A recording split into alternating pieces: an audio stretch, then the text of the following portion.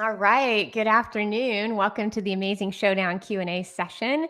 Um, I think that our microphone is fantastically repaired. We found out the setting that was causing the audio drop issue both in Vimeo Live and over here in the amazing members area with Google Hangouts. So please go ahead and give us any feedback if the audio does start acting funny.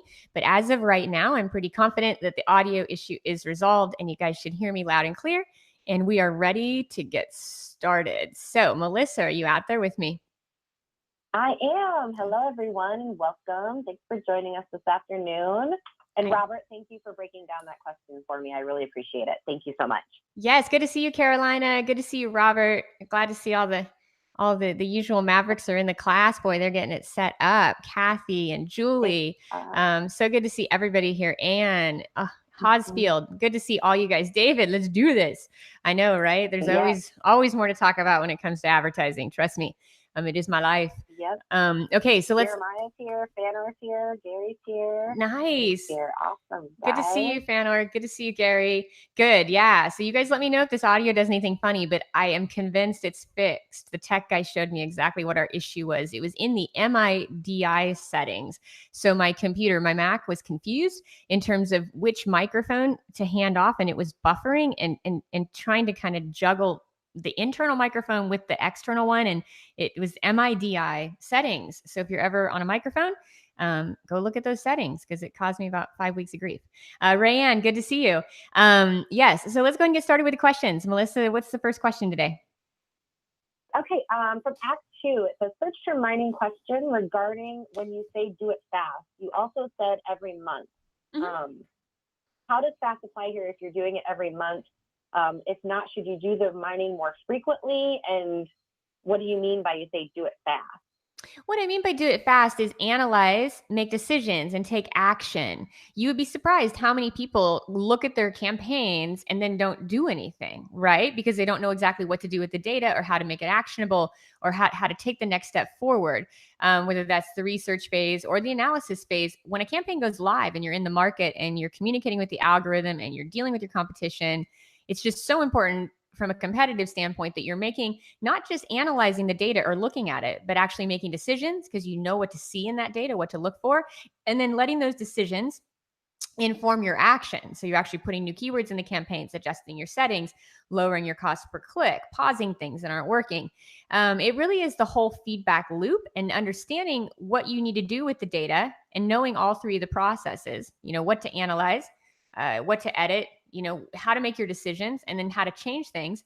That's really the key to winning, because a lot of people will, pull a report, but then how much action did they take from that report? So when you're finished with this session and then the downloads that come with this session, you'll be a maverick. I mean, you'll be able to look at a search term report and invest, let's just say 4 to 6 hours a month in that one report. I mean, I don't know if you're spending 6 hours with your reports now, but you really should be if you want to get the big win out of them. So, I mean, you can spend several hours looking at the data. You're going to get it. You're going to highlight it. You're going to make decisions. And then the next day, you're going to come back and actually make a whole bunch of changes to your campaign in real time. So I think when I say do it fast, I mean that your ability to you don't want to I see a lot of people that don't understand it, and so they download a data sheet and it goes up into a file somewhere and it never gets action taken, right? Or even worse, they don't download the reports consistently. And once a month is enough data to be very consistent and very lethal. But most people are either pulling the reports and not doing anything with those reports, or it's just there's some kind of a gap in that cycle I showed you, right? They are either looking at the analysis and then not making decisions correctly, or they're most of the time making maybe decisions but not taking the action to put it back in their campaigns and make it work for them. So that's what I mean by fast. It's like the feedback loop is in all 3 steps, and the feedback loop is in doing those 3 steps consistently. Now, over time, you're going to manage your campaigns to kind of continue to optimize your ad spend weekly, like we've discussed in previous calls.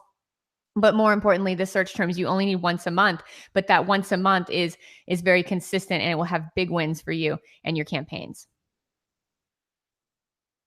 Awesome. Okay, the next question we have is a house cleaning ASINs question. And you might need to take a little note on this, Sheree, because there's a few details that you want to make sure you catch. Okay, will do. Okay, so house cleaning with ASINs, they have 8 to 10 variations It says, I have a product in the sports and outdoors category with 8 color variations. Each one is put into its own campaign, and all the ACOS are ranging within their target range, although 2 of the colors clearly outperform the others. Mm-hmm. You mentioned to turn off variations and keep the highest and best selling only, since they are parent-child. Mm-hmm. Okay, and so question number 1, do they understand this correctly? Mm-hmm. Mm-hmm. Mm-hmm. Okay, and then question number 2 is, to implement this, they're concerned about turning off the campaigns and sending the wrong signal to the algorithm. So to implement, to clarify how they should implement it, would you pause, reduce the bids to 10 cents, or reduce the budget on the campaign to $1? Okay, good questions. Okay, hold on a minute. I want to get that last bid budget thing because it's super important. Okay, Yep. Let's start at the top. So whose question is this, Melissa? What user is this? This is, let me go down to the bottom here. This is Rob. All right, Rob. 1, 2, 3, 4, 5, 6, 7, 8, 9, 10, 11. All right, Rob, 1, 2, 3, 4, 5, 6, 7, 8, 9, 10, 11. Okay, so when you look at this, the first thing we want to talk about is if you're looking at colors, that's a different kind of thing. We've talked about the different ways to break down ASINs. Now, here's the trick to this campaign structure, and hopefully I can nail it in a whole sequence and you can get this. So first of all, okay, so you're talking color variations. Let's talk about towels, because towels is a good example for colors. So you've got white towels, and you've got gray towels, and you've got pink towels, and you've got purple towels, and you've got blue towels, right? So you have a lot of different colors of towels. And then you have the general keywords, which are towels and bath towels and large bath towels and terry cloth bath towels. Okay, so you go into your business report and you look at your even more than your business report, you also look at your previous campaign history and where you're spending. And you look at which of those product variations, which color variation is without question, it'll be so apparent, your best seller. Where are you getting the most sales at? And then is that in the business center, both organically and then in your ad campaigns. So you want to take the best selling variation, which is the most popular one, which is going to click best and perform best sales wise. That's going to kind of win with the algorithm. You're going to put your most general keywords on the best selling variation, one campaign, right? Within this main campaign. So in your best selling variation, let's just say it's going to be your white towels that is the best performer. Your white towels are going to be where you drive all the traffic on towel basic keywords with no modifiers, just cotton towels, bath towels, large towels, terry cloth towels, natural towels, whatever the kind of main shopping criteria is to buy your towels. Your very best seller is always going to be set up to your main general keywords. Don't rotate any other colors. Don't rotate anything else but the very best selling product and the best selling color on your general keywords. Now you have these other campaigns. They should be sectioned off by color, because at this point, the only way it's very important that you go ahead and you bring color specific traffic to color specific search images and products, right? So at this point, it is important in the modifier that you actually put your pink towels to a pink towel, and you put your green towels to a green towel, and your purple towels to a purple towel. And if they have enough search volume, you can do their own campaigns just based on color modifiers.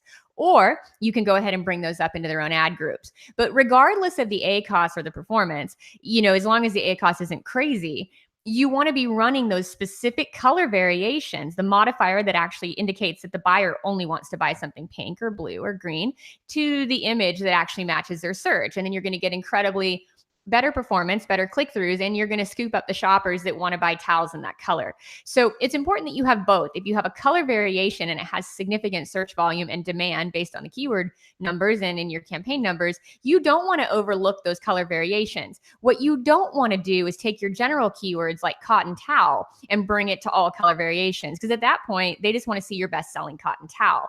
And then the only time you need to worry about those other variations is when they've actually put a modifier in that defines that variation kind of based on the color or the criteria they're looking for. And then you want to match the image. Again, it's not a keyword group, it's an ad group. It's about advertising. So you want to match that image up to what the shopper is actually looking for.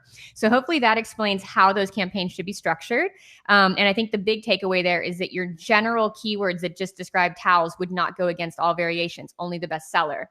Now, the other takeaway there is you say you want to keep these other campaigns active. Well, you wouldn't cap the budget at $1. That's not the best way to do it. You would definitely just lower the bid, and you wouldn't have to take the bid down to 10 cents. Instead, you'd want to look at that max CPC, and you want to keep that bid in the range, the maximum you can pay to break even. There's no reason to completely eliminate it. And again, if it's going specific color searches or criteria for those products, you shouldn't have issues and shouldn't have to pause at all. So hopefully that solves it. But definitely, if you had to choose the metrics If it doesn't drive any sales, you can pause. And then from there, you can lower the bid, but do it strategically so that it's only at break even. You don't want to just go to 10 cents because then you're not going to get any traffic, and you kind of want to get it at a break even point. So maybe the bid would be like $1 versus what your higher bid is, whatever your max CPC is on that keyword based on performance. And then never lower the budget. Algorithms are going to ignore you completely. A low budget. So the very first thing an algorithm is programmed to do is spend your money, right? That's what an ad algorithm does best. That's what it's designed to do. That's the business of advertising. So the first thing an algorithm is going to do is go look at who has a budget for those keywords and then put the ads up. So when you cap a budget, you send a signal to the algorithm where you kind of get out of the competition for premium placements and premium time frames during the day, premium shopping hours, premium spots. If your budget won't accommodate that, the algorithm automatically rules you out. So when you put a low budget, the algorithm says, oh, I've got this budget that's, $500 a day. That's going to, be all day and night. I can run this ad in this same spot and it's going to put you up. And then if it looks at the other budget and says, oh, I've got $1 here, it's going to say, oh, I can run this ad for 5 minutes at 4 a.m. And that's what's going to happen. So you get nothing good there, really, nothing. So low budgets are kind of a bad signal to the algorithm because the first thing it looks for is for the campaigns that can invest in the advertising and can actually afford the positions it's going to dish up so that it doesn't have to micromanage you. Awesome. Great questions getting asked here. Thank you guys so much for submitting them. And I really appreciate you guys that are asking, a little bit longer questions. You're breaking them up for me within the chat, which is great. Thank you guys so much for doing that. We appreciate you guys taking a little bit of direction that we gave you. Much easier to read from our standpoint, much easier to understand. So Jeremiah has a question here. It says, on Tuesday, you mentioned that when mining the search term report, you should, quote, test new keyword modifiers in the shop ad group for expansion, unquote. Do you mean any new terms that you got clicks for, or do they need to have at least 2 sales? Can you elaborate on this a little bit? Always sales. The search term report is only good for 2+ sales. Click data isn't conclusive. Impressions, nothing, none of it, nothing matters up until 2+ orders. Even 3+ orders is ideal. The higher amount of orders you have, the better the data is. So yeah, anything you're going to move back into your campaigns from a search term report is based on sales data. It's based on how many orders you've converted. Okay, great. And then the second part of that question, you said to move keywords that don't convert profitably to the buy group. But did you mean the search terms? So I guess he's confused with keywords and search terms. It says move search terms that convert profitably to the buy group. I guess I'm struggling with when mining the search terms, but we're moving keywords. I think it's just a confusion with the terms that we're using. Yeah. So your keywords are what you're bidding on in the keyword column, and then the search terms are what people actually search for. So within your campaign, unless the keyword and the search term are very similar, normally you would move the search terms in the match type that they're in down into, right? You would do your search terms like just if they're there, you would mine the search terms that have a high ACoS down into the buy group as exact match because that's what they are going to be. But then if the keyword itself has a high ACoS, then the keyword itself must also go in the buy group. Or even if it's in a single ad group, the bid needs to be lowered. It really depends on whether the keyword or the search term is performing poorly. Sometimes it will be both. Sometimes it will be one or the other. But wherever you see a high ACoS and you can attribute it back to a particular keyword and that match type, you should definitely get that down to the buy group where you can bid at the keyword level and lower the cost. Okay, great. And let's see here. Kathy's up next here.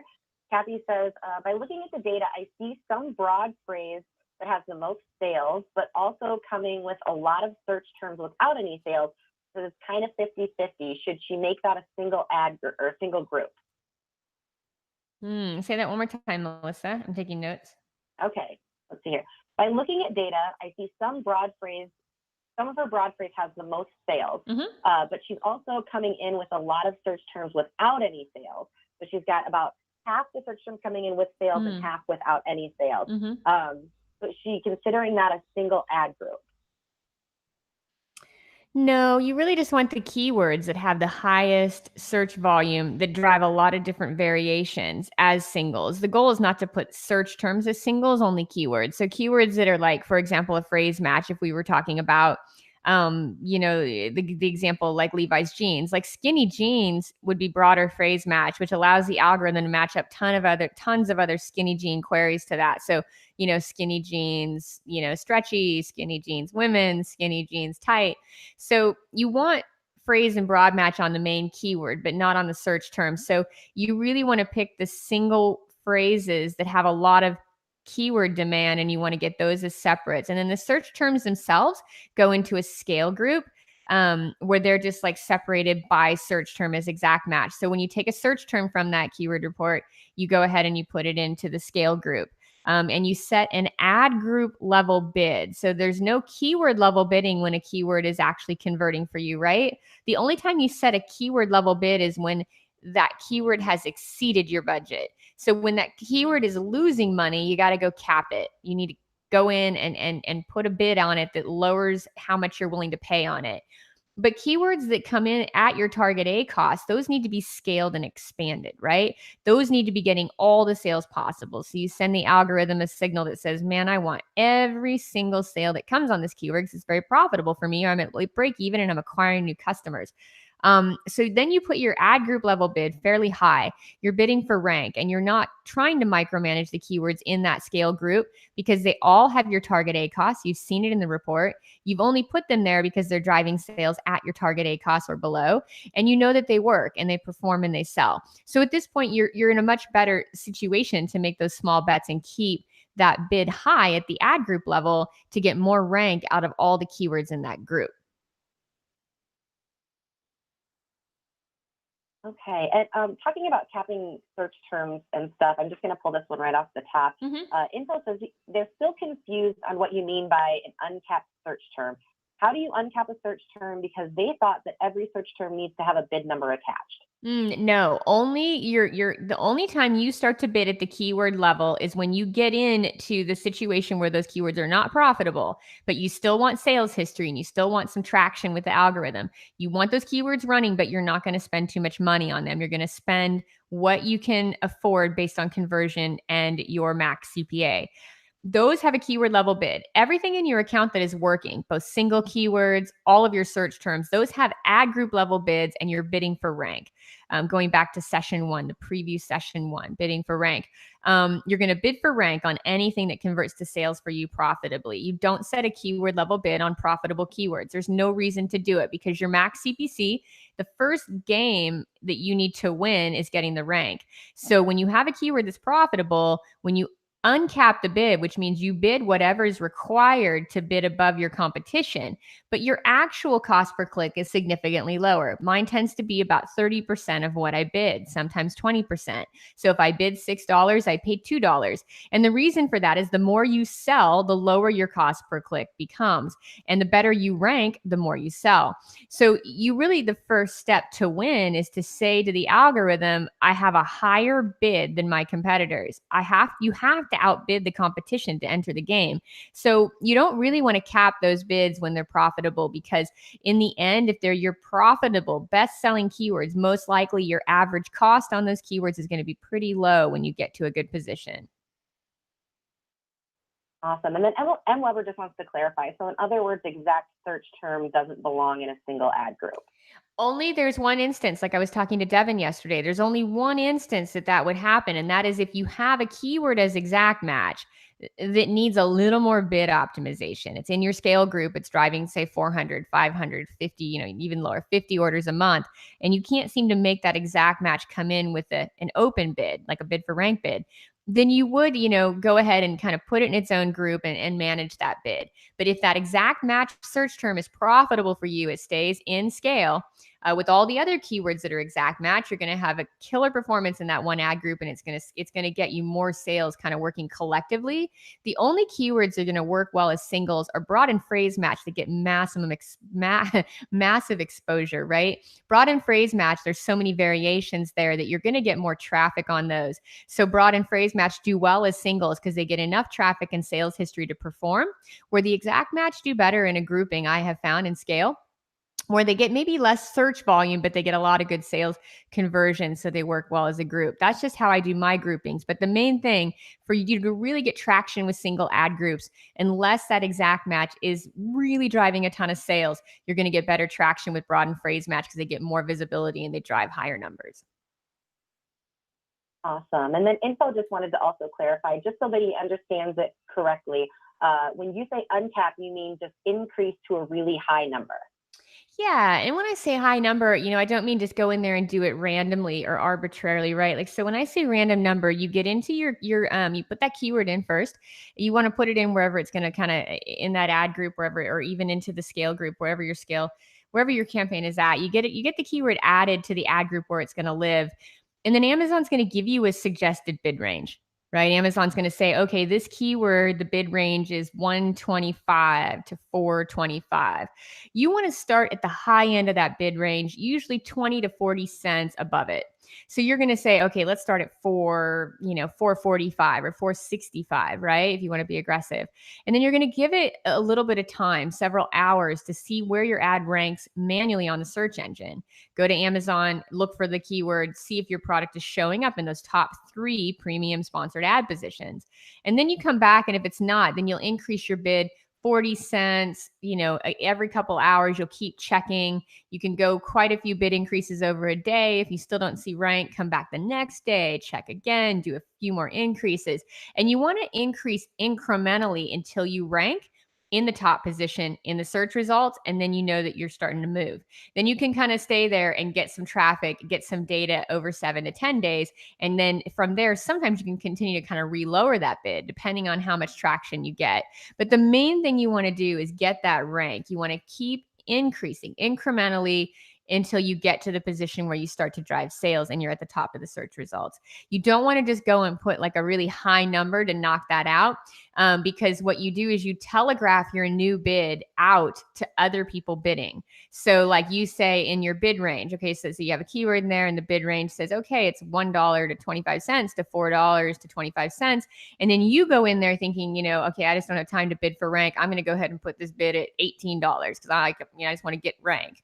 Unfortunately, by the next day, if not later that afternoon, the new bid range is going to say $1.25 to $18.25, which is super scary because now everybody in your market thinks that keyword costs $18.25, and the people that aren't so sharp, the guys that aren't the sharpest tool in the shed, are going to go out there and start bidding $18.95. They don't even understand pay-per-click, right? They're going to start bidding above your max, and it's going to mess your whole market up. So you don't want to telegraph a bid beyond. You have to get above your competitors. Like when you go bid in 60 cent, 40 cent intervals, however aggressive you get, 20 cent intervals, as you start to move up, when you bid that's legitimately what your competitors are bidding. Like you have to outbid them by a few cents to get the rank.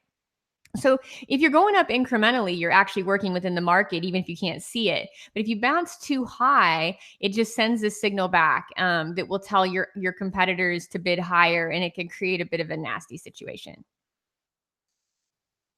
Okay, Info, if that didn't, Info added some feedback there as you were explaining it, but I think that covered it. I don't think we have to go over that again. But if it didn't, Info, just let me know, and we can bring that back up. Let's see here. Oh, something simple right here. What is the basic conversion metric that you use? An example, a conversion higher than 20% would go into scale as long as it's profitable by an ACoS of, say, 30%. I don't use conversion as long as the conversion is profitable and my max CPC is met. If I'm not going over my break even point, I just look at the stuff that is actually coming in profitable and converting, and it's going to be relative. Conversion rate is relative to it's 2 things you have to look at there. First of all, conversion rate is relative to your product. Like on your best keywords, I mean, this is something I look at. On my best keywords, what am I converting at? But all I care about is breaking even. In the end, if I can break even, I'm going to buy all the traffic I can. I want the market because in the long run, that's where I'm going to really win. So it's an investment in taking market.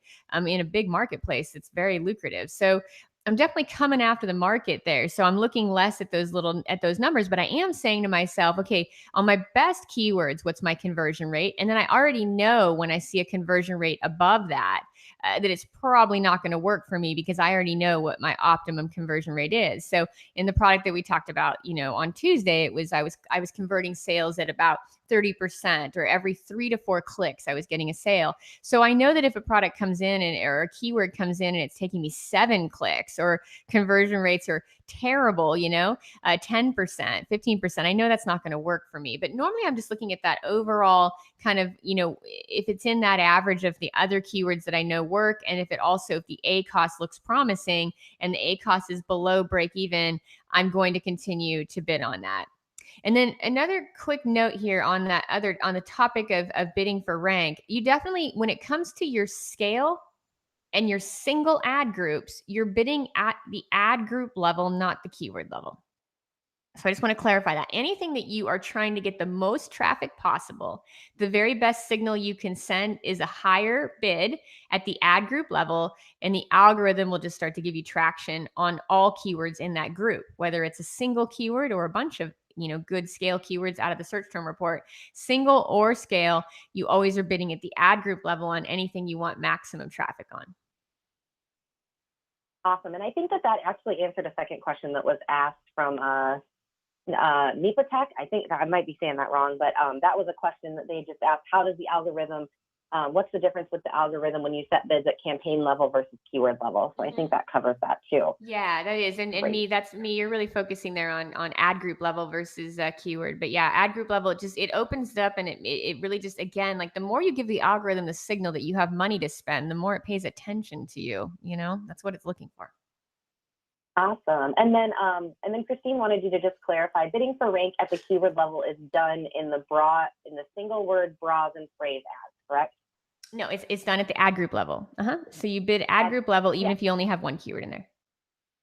Oh, yep. Single word, broad, and phrase ad group. Sorry, I forgot to add ad group at the end of it. No worries, yeah. Just to clarify that for her. Awesome. Okay, so I'm going to go back here. We've got some questions piling up here, and I want to make sure that we get to everybody. So I'm seeing a couple of repeats. Don't worry, guys. I do have them on the list, I promise. So we're going to go back and cover some that were submitted right when we started here. Julie's got kind of a 3-part question. It's just more of a clarification. So bear with me, Sheree. I'm going to go through the 3 parts of this, Great. and then you can answer it because they all kind of build upon each other. She wants to recap phase 1, phase 2, and phase 3. So in phase 1, the shop ad group will just be one group with all of her shop keywords. The browse group is just going to be one group with all of her browse keywords, correct? That's what she wants to know with that part. Absolutely. And then just to clarify there, it's all based on budget there. So if you have less budget, put more money on the shop, you know what I mean? And don't run too many browse keywords if you can't spend money on both. You know what I mean? If you have to win, because winning on a keyword is ranking on the first page of search. We know that's where 80% of conversions come. So we got to win on our keywords before we start to even try to get placements anywhere else on the Amazon search engine. So we're winning there in search. So if you have to win keywords in search, it's less about putting a lot of keywords in and more about winning on the ones that you put in, right? So if you have a limited budget, anybody out there, don't put all your money in browse, which are the more general keywords. Take it straight in the midtail to those shop keywords like we were just talking about there with towels earlier. All those colors would be the midtail, right? Like the general towel keywords are going to get massive traffic. So I'm most likely going to go after my colors first and get those and win across the entire search engine, and then go back and spend money on my browse, which are just towels, cotton towels, large towels, bath towels. So just be sure that when you're doing this, that if you have a limited budget and limited bandwidth, that you focus on shop first and then you move into browse. But yes, that is phase 1. Okay, so that's phase 1. And then she said single ad groups come out only in phase 2 after you've mined the search term report from phase 1. Correct? Absolutely. Yeah, because you want to see which of those keywords are really producing sales for you versus betting on them with no data. You know what I mean? You really don't have enough data to make good bets yet. So the search term report allows you to make stronger bets because you're going to know it's working there. Great. And so when she's setting up her shop keywords, she just wants to, and this is just clarification, of course. She says, I use the same keyword for all 3 match types. For example, she's using Paisley bandana as her keyword. She'd have Paisley bandana in there as broad, the same as phrase, and the same as exact in 3 different ad groups. or should you have 3 different keywords in one ad group? How does that kind of go? Oh, if you're just layering them in to see which match type is going to perform best and you haven't tested it. So Paisley bandana is a new keyword for us and we're putting it in shop. Without question, you would just put all 3 match types in the same ad group because you're only going to get a few of them that really work. And then when you get some data though, catch on to this, then you see Paisley bandana really gets a lot of good data, right? You're like, wow, this thing is selling like crazy. My phrase match was too expensive. I paused it. My exact match is doing really well. And my broad match is doing okay. What you'll find then is when you take out the word on your phase 2, you take out the word Paisley bandana and you put it as broad in its own ad group, you're going to get traffic on both the exact and the broad. So the reason you start to put things into single high volume things is because if they're performing in the ad group where they're all layered up together, it's going to work good, but you're going to get even more traffic when you separate them. But they're not worth separating until you really determine how good they are for your sales and your visibility and the campaign overall. But once you've determined that they're winners, separating them out is a great strategy for more traffic. So yeah, in phase 2, you're going to separate those out when they're driving a lot of sales. But in the beginning in shop, you can just put them in all 3 match types in the same ad group. Once again, your ad groups are not keyword groups. Your ad groups are there to attract shoppers and to kind of give the right product to the right shopper at the right time. So you're not just trying to say, I want all my, match types in the same groups and I want this and that, which is a very good structured way of thinking. But in this instance, you need massive visibility on Amazon to work. So in this instance, you're just trying to say, okay, shoppers that shop for Paisley bandanas, I want them no matter how they shop for them. And I want to see which of these keyword variations works best for me.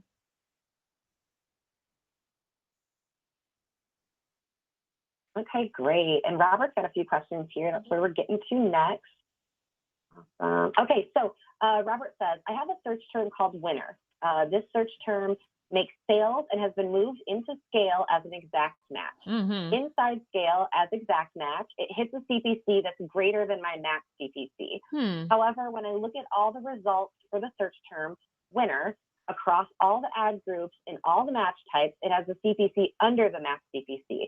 What do I do considering I can't force Amazon to only show winner in the scale group, even though I have it tiered to bid much higher?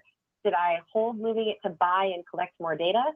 That's one of those ones. Okay, so winner is just what we talked about with Devin last week. Winner is a winner and it's an exact match winner. And if I were you, I would peel that guy out of your scale group and then get a little bit kind of slow down on the bidding, very slow. Like, okay, reduce it by 10 cents, reduce it by 10 cents until you start to get to a closer CPC.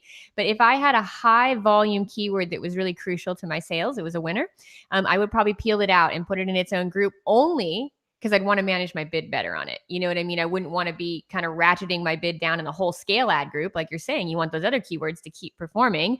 But I would want to also kind of really kind of baby that keyword as I lowered the bid because I don't want to lose the traffic.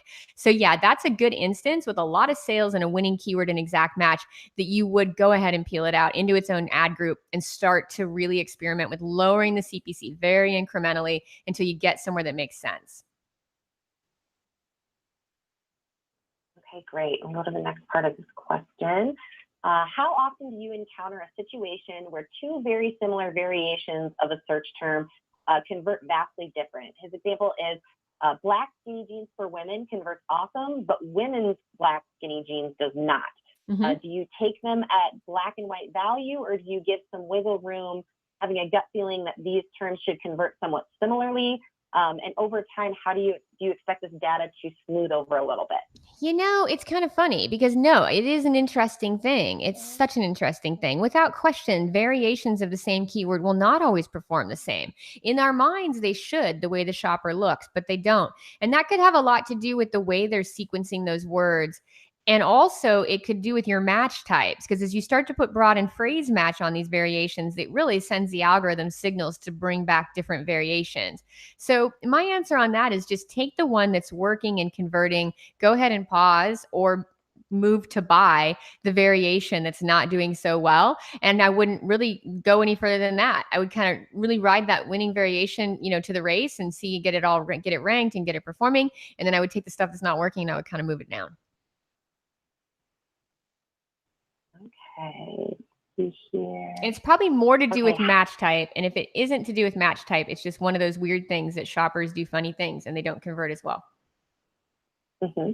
How do you avoid search term repeats in scale due to singular and plural terms converting well for products that often sell in multiples or packs? This is just an example. A product like pacifier, where search terms like natural pacifier and natural pacifiers will both have strong search and convert in the STR. When you download the STR reports and have good click-to-sale ratio and ACoS for both terms, you import both the singular and the plural variations into scale. And if you do, when you examine the conversions, you treat them as one, considering Amazon will deliver singular and plural on either keyword term in exact match. Yeah. So in that one, I haven't found Amazon. I've never had any trouble with Amazon delivering a plural on a single term. So I'll often just put the single term in and know my plurals are going to be delivered. If you are seeing in your search term, though, that the plural has significantly different traffic, then you can, and you continue to see it show up as a unique search term, the plural version over the singular, then you can add it into the campaigns, into your scale group. So yeah, I would definitely add both if you're seeing it in the search terms as like showing up uniquely a lot.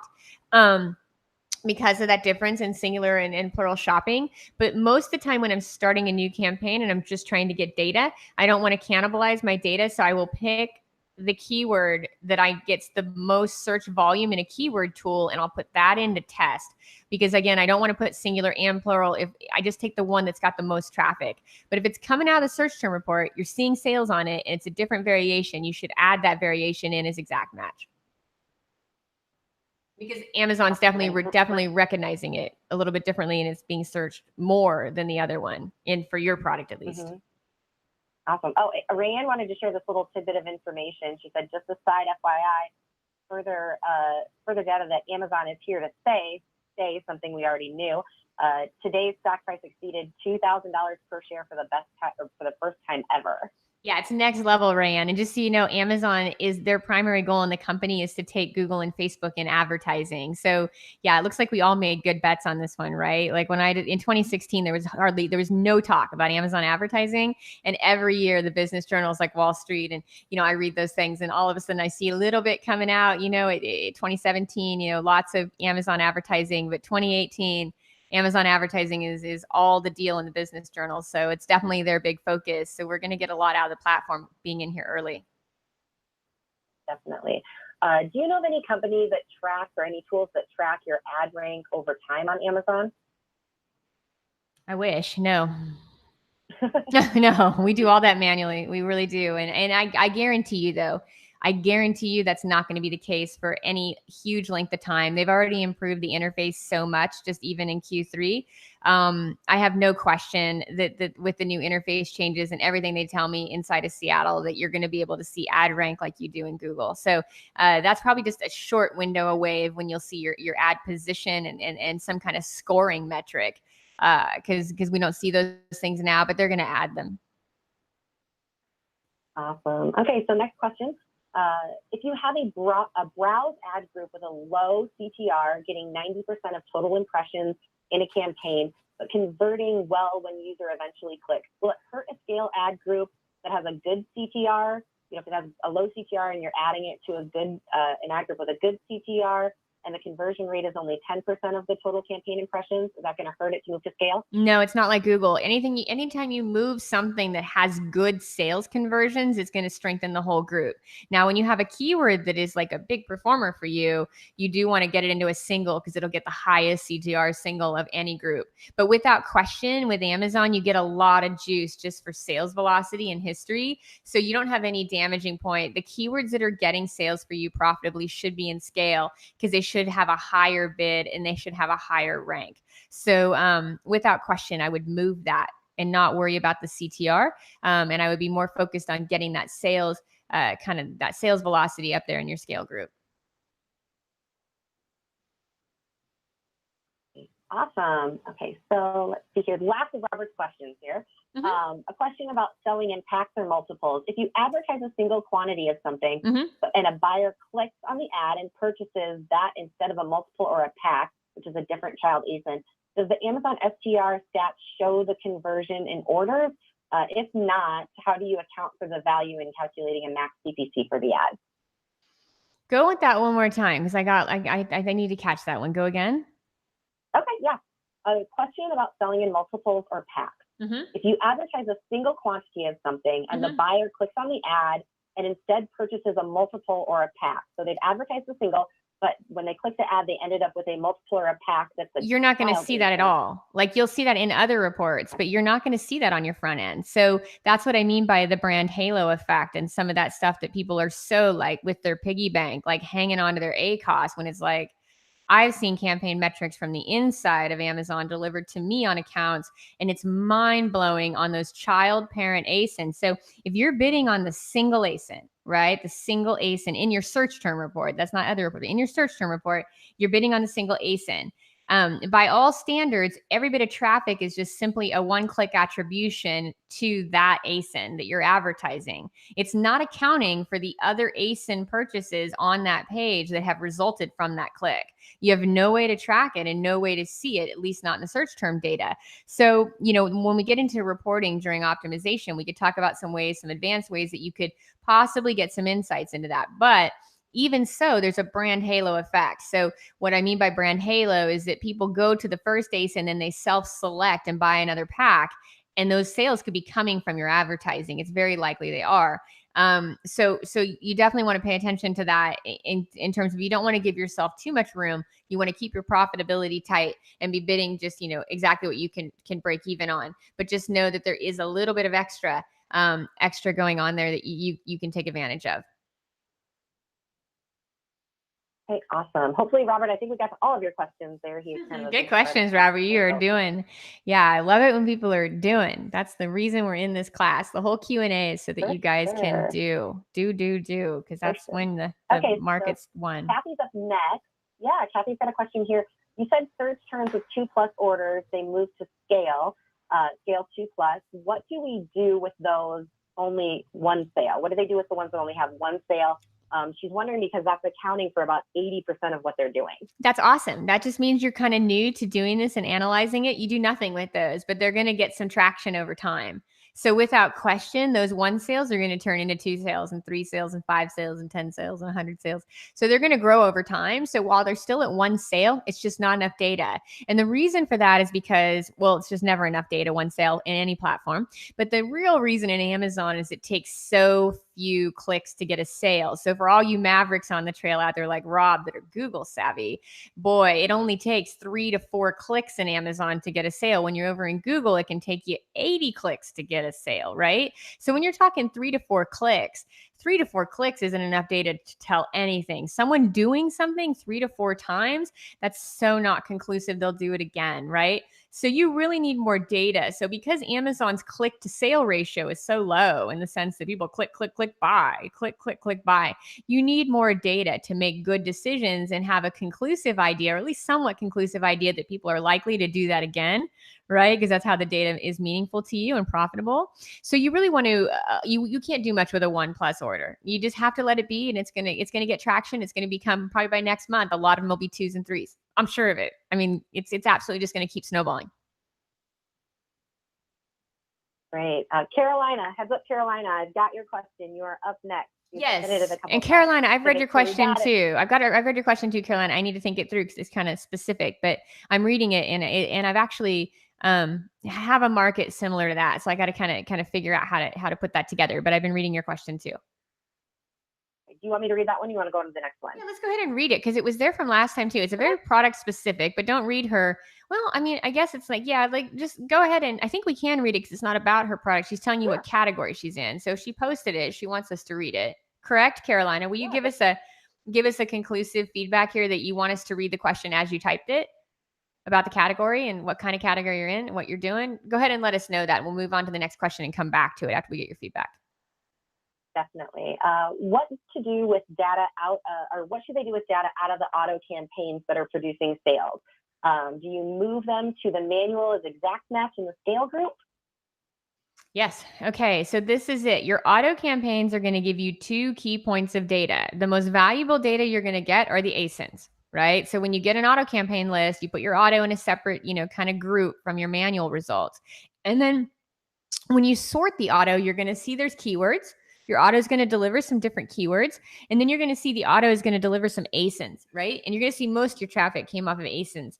So when you see the ASINs that you converted on, you want to take those ASINs back through like the Helium 10 reverse ASIN tool, the Cerebro tool, and you want to get an idea of what keywords define that brand, right? So take that ASIN into Amazon, look at the product itself, determine the brand name, and then do a filter to get a list on it and add it to your competitors' keywords, especially if it has like 10 sales, 20 sales, 30 sales. The more sales that ASIN has, the more likely you're going to convert traffic on that page. It's going to be a winning placement. And anytime you get placements, you get a ton of impressions.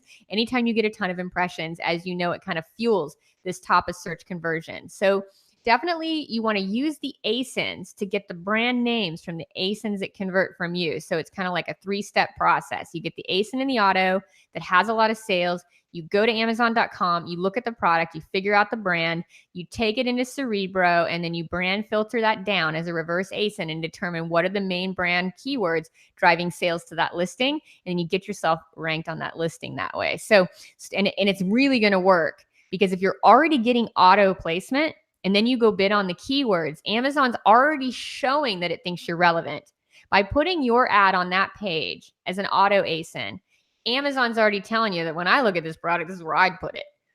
Amazon just has a wild kind of crapshoot, and that's where it's putting you. So now you go put the exact keywords for that ASIN, and it's a no-brainer that Amazon's going to rank you on that page consistently. So you might be picking up a little bit of traffic out of the auto campaign, but you can be picking up all the available traffic by ranking it out of manual. So that's the first thing you want to do in auto is pay close attention to your ASINs because it shows you what product page placements you need to win.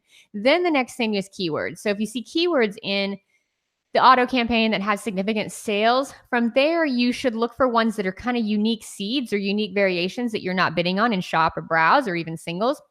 And you should go ahead and put those in shop or browse. So if you have a new modifier, like say we're going back to the towel category and you see that in the auto, it's putting you on cotton towels or, large bath towels or something kind of that maybe you're not bidding on, you should go ahead and move those into shop or browse depending on where they kind of land in the funnel. But definitely any keywords that are unique modifiers come out of auto. Definitely the ASINs and the brands that you're converting on come out of auto. And then third and foremost is any keywords that aren't converting at good ACoS, you can get some good negatives out of the auto negative keyword list and good brand negatives out of the auto ASIN list. So for example, if you're running your auto campaigns and you see there's some ASINs that aren't performing for you, rather than go ahead and put those ASINs in as negative ASIN, you would actually go do the same process. You would go to the Amazon page, and you would determine, okay, what is this product? What is this brand? And then you would put a negative on that brand keyword, single phrase match.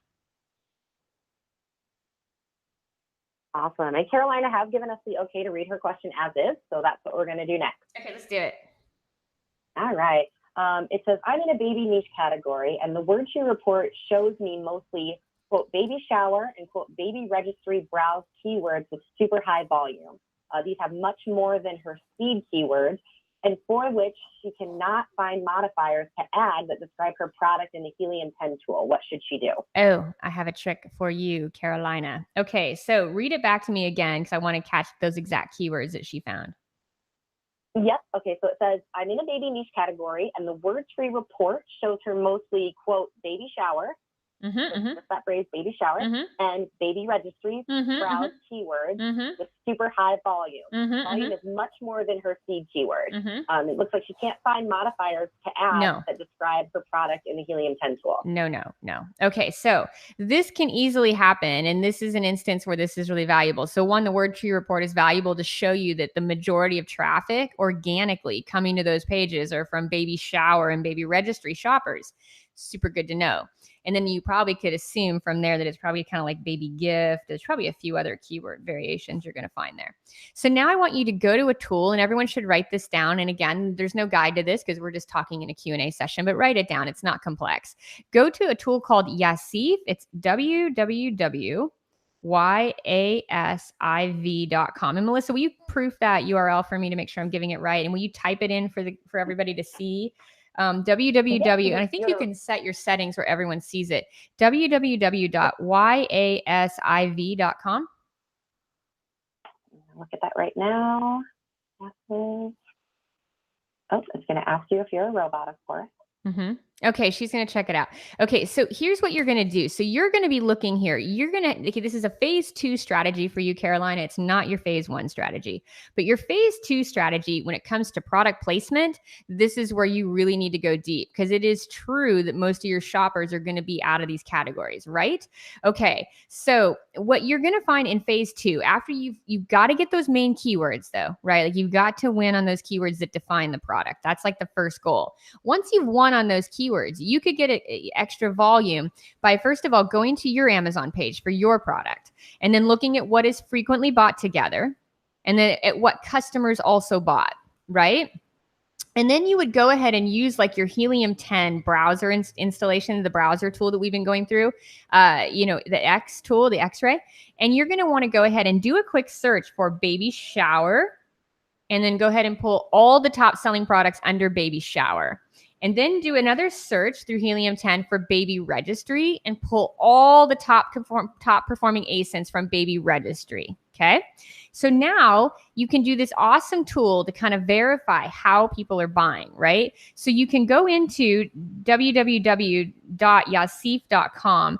And I have to remember exactly if we do it with a keyword. Is it a keyword search or an ASIN search that we start with? Or can you start with a keyword in Yasif? It's a keyword. Yep. That's what I thought. Okay, good. So you would go ahead and put a keyword in. So go ahead and put in baby shower into Yasif. And then from there, it's going to show you through like a kind of a spider web type effect, the way people shop for baby shower. It's going to show you like what products they buy and then what products they go visit second. It shows you their entire path to purchase throughout the product cycle. Now, this is like a phase 2 or phase 3 strategy. For most people, it would be phase 3 because you would normally come into your category much tighter, right? You would come in and do your keywords and your competitors. And this is like kind of a really good strategy that I'm going to show you guys when you're trying to kind of, do product selection, right? When you're looking at new products to sell, this tool is really helpful. But this tool is really good for a product like yours, Carolina, where it is going to be a gift product and you're going to drive a lot of sales from gift buyers. This is going to show you like in the gift shopping path, like where they go, what are the number one products they're buying? And then from there, what else do they buy and add to their cart? So you're going to want to do more research on your end. After you've won your keywords, you're going to want to do more research around the keywords baby shower and baby registry to fully understand like what are the most popular gifts that people are buying for baby showers and registries, and then using Yasif to kind of show you which ones would link back to you. That's the big key. They don't have to link back to you, but it needs to be a similar product. So like, once again, if I were using Yasif for towels and I said, okay, who's buying bath towels? If I'm only selling like a cotton bath towel, I need to see which of these other products are linking back to cotton bath towels, because it's really important that your product is kind of in this network. So I would use those tools after you've won your keywords to start kind of figuring out a strategy for placements. Right now, you're talking placement targeted campaigns. So you're going to be saying, okay, this is the number one baby gift idea. This is the number one baby shower idea. And again, it's the phase 2 or 3. This is what people are buying in relation, to for these showers and these gifts, and then they're linking back to similar products to mine. So after they buy, say a pacifier, they're going in and immediately buying a bottle. Well, okay, so now targeting bottle pages could be interesting for you, right? So you got to figure out which of these gift ideas actually ends up being added to cart with your type of product. And then you could target those specific pages later with placement targeting in terms of your keywords, those brand names and those brand names with products. So say that you found, okay, so you're selling pacifiers and then you see somebody is also selling bottles, like frequently bought together, especially in baby shower. People buy a lot of bottles with pacifiers. You would find out what are the best selling brands for bottles. And then you would be able to put like Gerber baby bottle. You would be sure to attribute the brand names to the keywords, right? It's kind of and if it doesn't work, like Smile is doing some of the searching there and saying it's not giving him data right now. If you don't get data out of Yassiv, you should keep plugging around with it till you do, because the data in that tool is killer and it gives you like a visual kind of map of how people shop on Amazon. But even if you can't do that, you're going to do equally well to just go and type in baby shower, see what's on the first page of search, analyze it through Helium 10, and then go to those pages and then say customers who bought this also bought this, right? And you need to kind of find, if you can, similar products in the shower and gift category for babies, or registry products that you think they will add your product to the cart as well. You cannot target those keywords though. Those keywords will not perform for you in search. They're really, there we go. So yeah, Ormosh is giving us some good feedback there on Yassiv. He's saying to make sure that you get away from the default of books. Yep, that was exactly what I was just going to point out. Good. Yeah, Melissa's done Yassiv a lot. She knows what we're talking about. Yeah, and if you put in baby registry, I just ran baby registry through it, and it says found 104 products. So baby registry is going to give you some information if you're not finding anything on baby shower. So baby registry, changing that drop down to all. If you search that, it's going to give you a ton of stuff. So David Hines is giving that same pointer about selecting all. That tool is amazing if you have a product that is very gift focused or very kind of impulse buy. It's really good. Normal products are going to do best when you're coming in and you maximize keywords, and then you go ahead, you maximize keywords, and then you maximize direct competitors with a similar product. But some things like that, like baby registry, they're not necessarily like that. You know what I mean? If someone's going out to look for a baby gift, and you find through Yassiv that they are actually putting, similar products to yours in their cart, then you can actually tag a comparable product page and do well on it. But that's definitely not a strategy that works for it doesn't work for every product. It only works for certain categories. But Carolina, the one you described, that strategy is going to work awesome for you to get more scale outside of the direct keywords that describe your product. And she wanted to clarify. She said, so for phrase 1, I stick to shop keywords with modifiers only. Absolutely. Phase 1 is you got to win those keywords that define your product, because those are your shoppers. I mean, those are your customers. The person that comes onto Amazon and says, I want blank product with this kind of attribute, that is your customer, and you need to have all of those, right? And so something like Yassiv is a great way to kind of expand out when you've already taken like the implied demand of the customers in search. But if you are in a gift category, you may even do better in Yassiv with these kind of good top selling shower products. As long as you can't just look at Amazon for customers also bought. You can sometimes get a trail from that data, but the trail is going to be stronger in Yassiv because you can actually see the way they network. You can actually see they went to this page, and then they went to this page, and then they went to this page. And you start to make sure that when people go to this kind of complementary product, that they also are looking at products like yours, identical to yours. So Yassiv is essential to kind of see like if it's a similar product in this kind of spider web of add to cart, because you can't always see it in Amazon. But definitely if you're in a gift category, that's a really awesome way to expand your traffic after you get those main keywords. But yes, so thank you so much, Carolina. Great question. Yeah, and we don't really know, I guess, Cherie, for Yassiv, you just kind of have to play with it to find out. Maddie was asking if we knew what the best categories for. No, it's all about what category. Yeah, it's all what category you're trying to just, trying to look at. But I think Yassiv is an awesome tool to show you the shopper's path to purchase and how random it is on Amazon. These are all people in Yassiv that have added additional merchandise to their cart based on a single search. So it really shows you how they go down the pipeline. It really shows you that, that a good percentage of them go in a predictable path. They go baby pacifier, baby bottle, baby bag. And then other people are crazy. They go like, okay, baby pacifier, baby stroller, you know what I mean? And then they go baby pacifier, and then they go, baby bouncy tool. So it's like, baby bouncy seed. So you're going to find that like Yassiv is a great way to see how people actually shop the path to purchase, because in Amazon it's shopping, which is a leisure activity. So boy, people do funny things. So it's good to that tool really shows you kind of what listings they go look at, what related products they go look at, what related products they add to their cart. And from a merchandising standpoint, it's a great way to kind of build additional products into your mix. But it's really good for targeting too, especially with product placement targeting. Yeah, and Nick just asked how you change the default from books. So what you're going to see is beside that search bar, within that search bar on the very right side of it, it says all, or it's going to say books. If it's set to books, just click on it and there a drop down appears. So you can click all from there. So it should be fairly straightforward, really simple. Search bar is in the left-hand corner. In that search bar on the right side of it, after the little magnifying glass, it'll say books. Just click on it and change it to all. Nice. Thank you for that, Melissa. Answered it for that. Okay, so good Yeah, stuff. definitely. So there's a nice little pointer tip that we would share later in the session that you guys got today, which is a good one because I didn't want to bring it up in a full session because even though it's an awesome trick, I don't want, it's not going to apply to every product. So I try to keep these sessions related to everyone, but that's a nice little trick if it does apply to your product. Definitely. So Fanner's got a question about self-selecting. Says when you refer to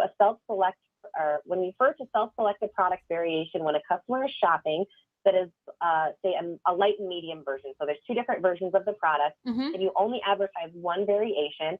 How are they going to self-select? Is it by looking at the listings, showing both variations within the same listing, adding attributes to it, so they can select an appropriate variation? How do they do that? Okay, read that by me one more time. I feel like there's a few questions in that one. Go back through it.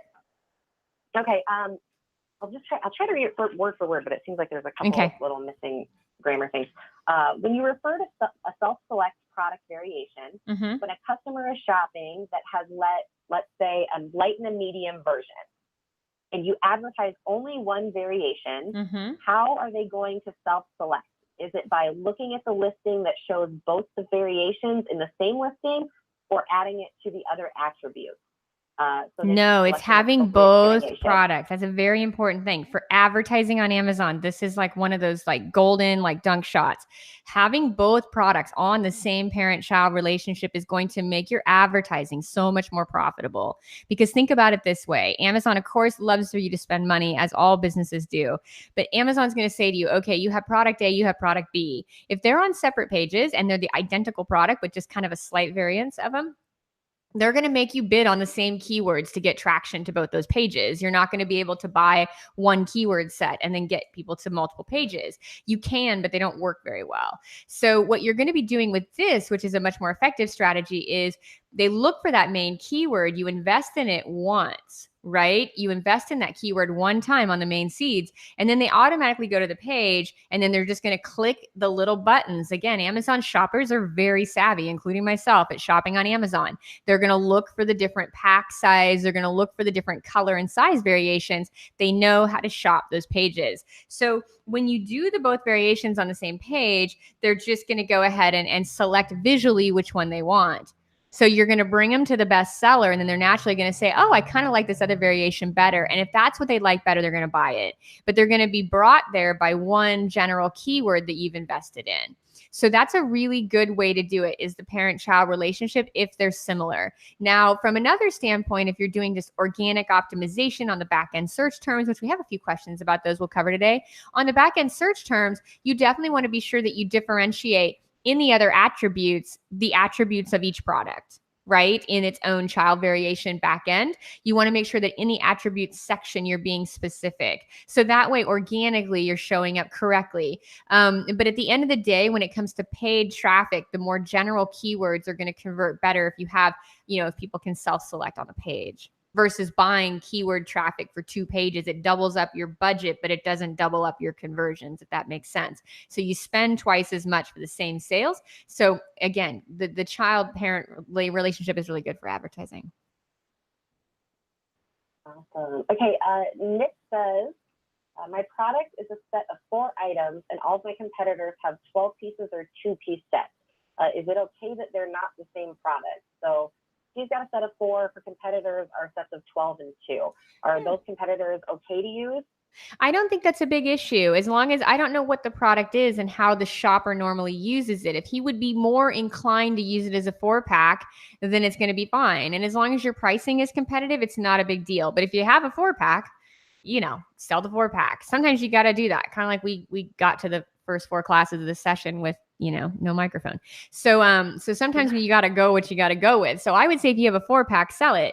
And if you start to notice, that your competitors are doing, I would go ahead and look at those competitors strategically and pull them through some tools. And after selling your 4-pack successfully, adding a 2-pack might be a good idea. The 12-pack, probably not, but, maybe adding a 2-pack later would make your ads slightly more competitive. But I think you need to see the data first, because most likely you're going to be fine on that 4-pack. I wonder if they're asking about doing the competitor analysis. Is it okay to analyze those competitors Yes. that have 12 pieces versus 4 pieces? Yes. Is that all right? Just try to analyze the ones that have the closer price point to you.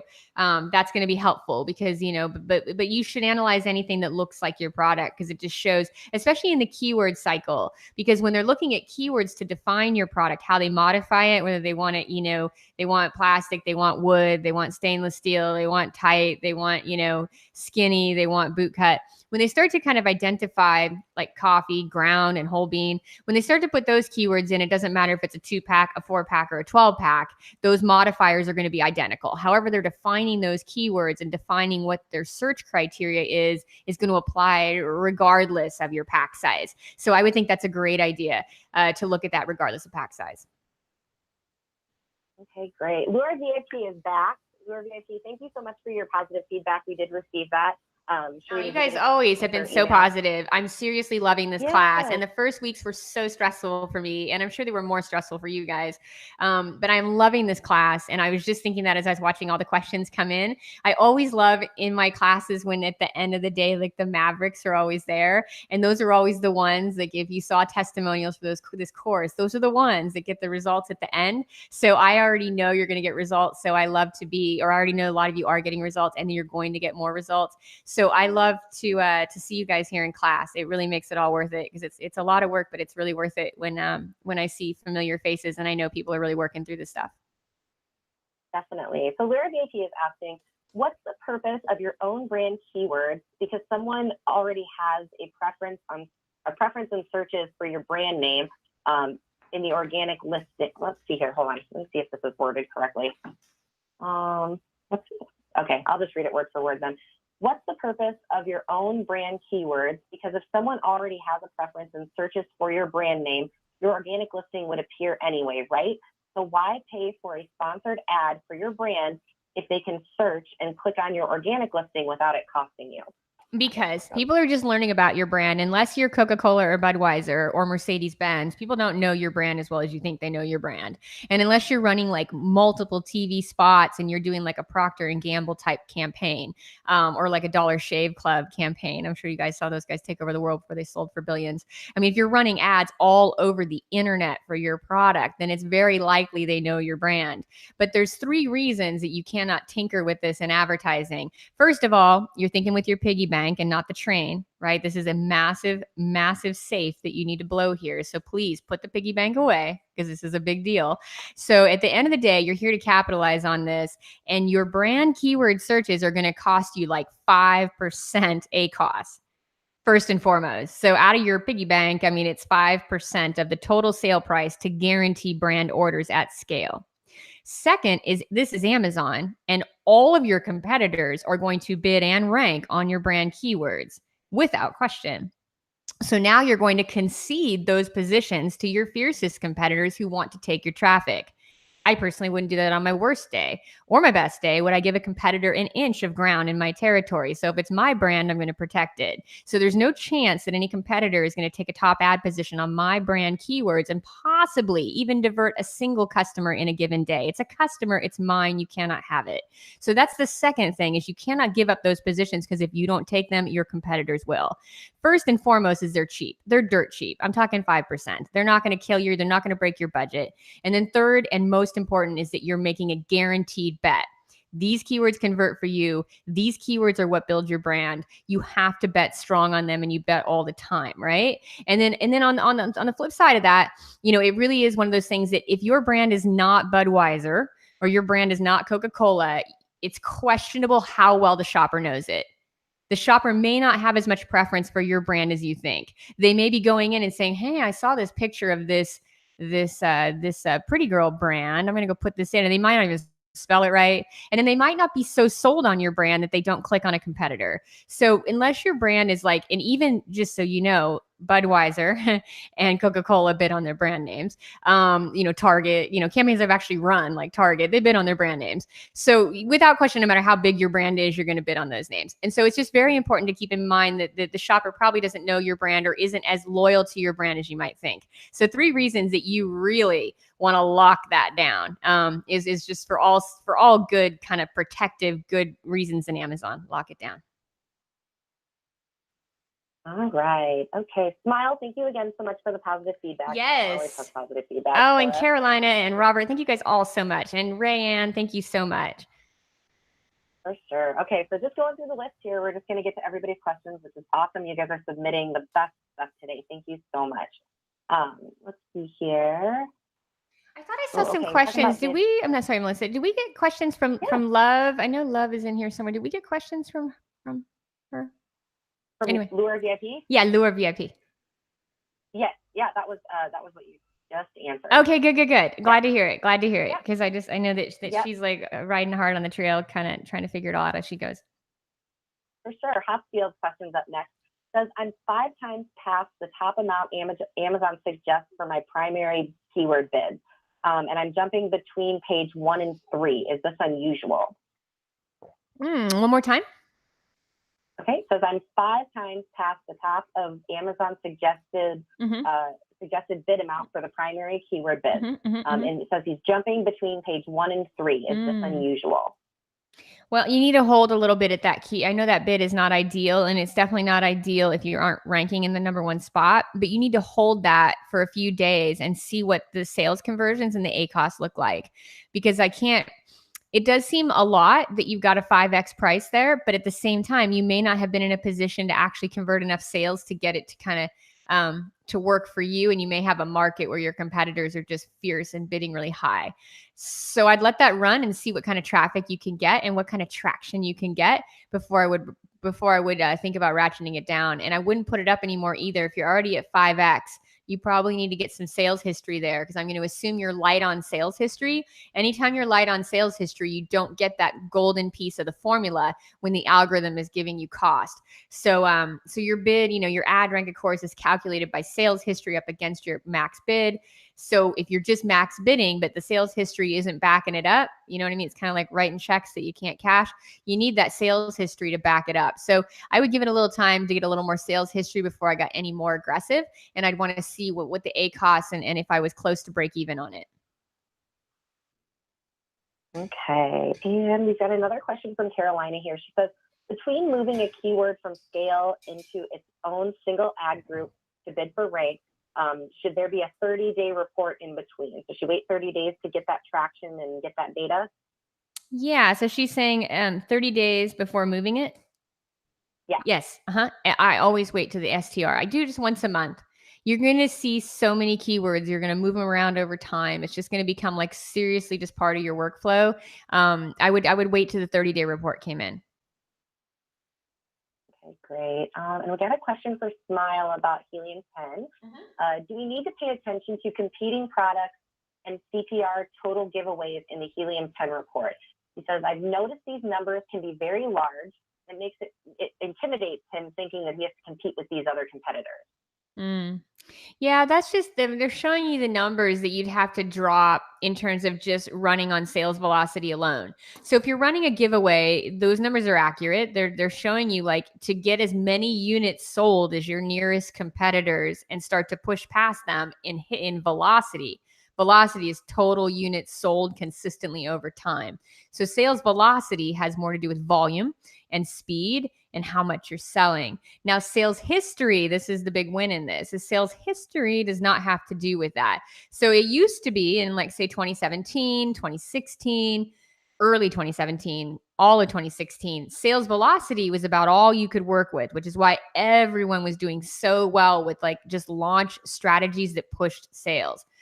But then at the end of 2017, the algorithm got very savvy. It got very smart. And it got really focused on history per keyword. And this is out of the mouth of babes over at Amazon, internal. They help me all the time. And that is absolutely what changed at the end of 2017. So at the end of 2017, they started weighting the history of each keyword for its own sales data instead of looking at the total sales velocity of a product. So in terms of velocity, it's very daunting because you can only win by getting, 90 something orders a day or whatever. But in terms of history, you can win keyword by keyword, bird by bird, stick by stick, stitch by stitch. You can win keyword by keyword. So that's kind of the beautiful thing about history is on the pro of history is that you can win keyword by keyword and invest in each keyword and do it correctly with these strategies, and you can make progress on those keywords, especially with advertising. And then the cons of that are if you don't have keywords that you're bidding on and you don't have any visibility, then you get nothing. So, and even if you get, launch strategies and a bunch of velocity, it's really the history that establishes you in search.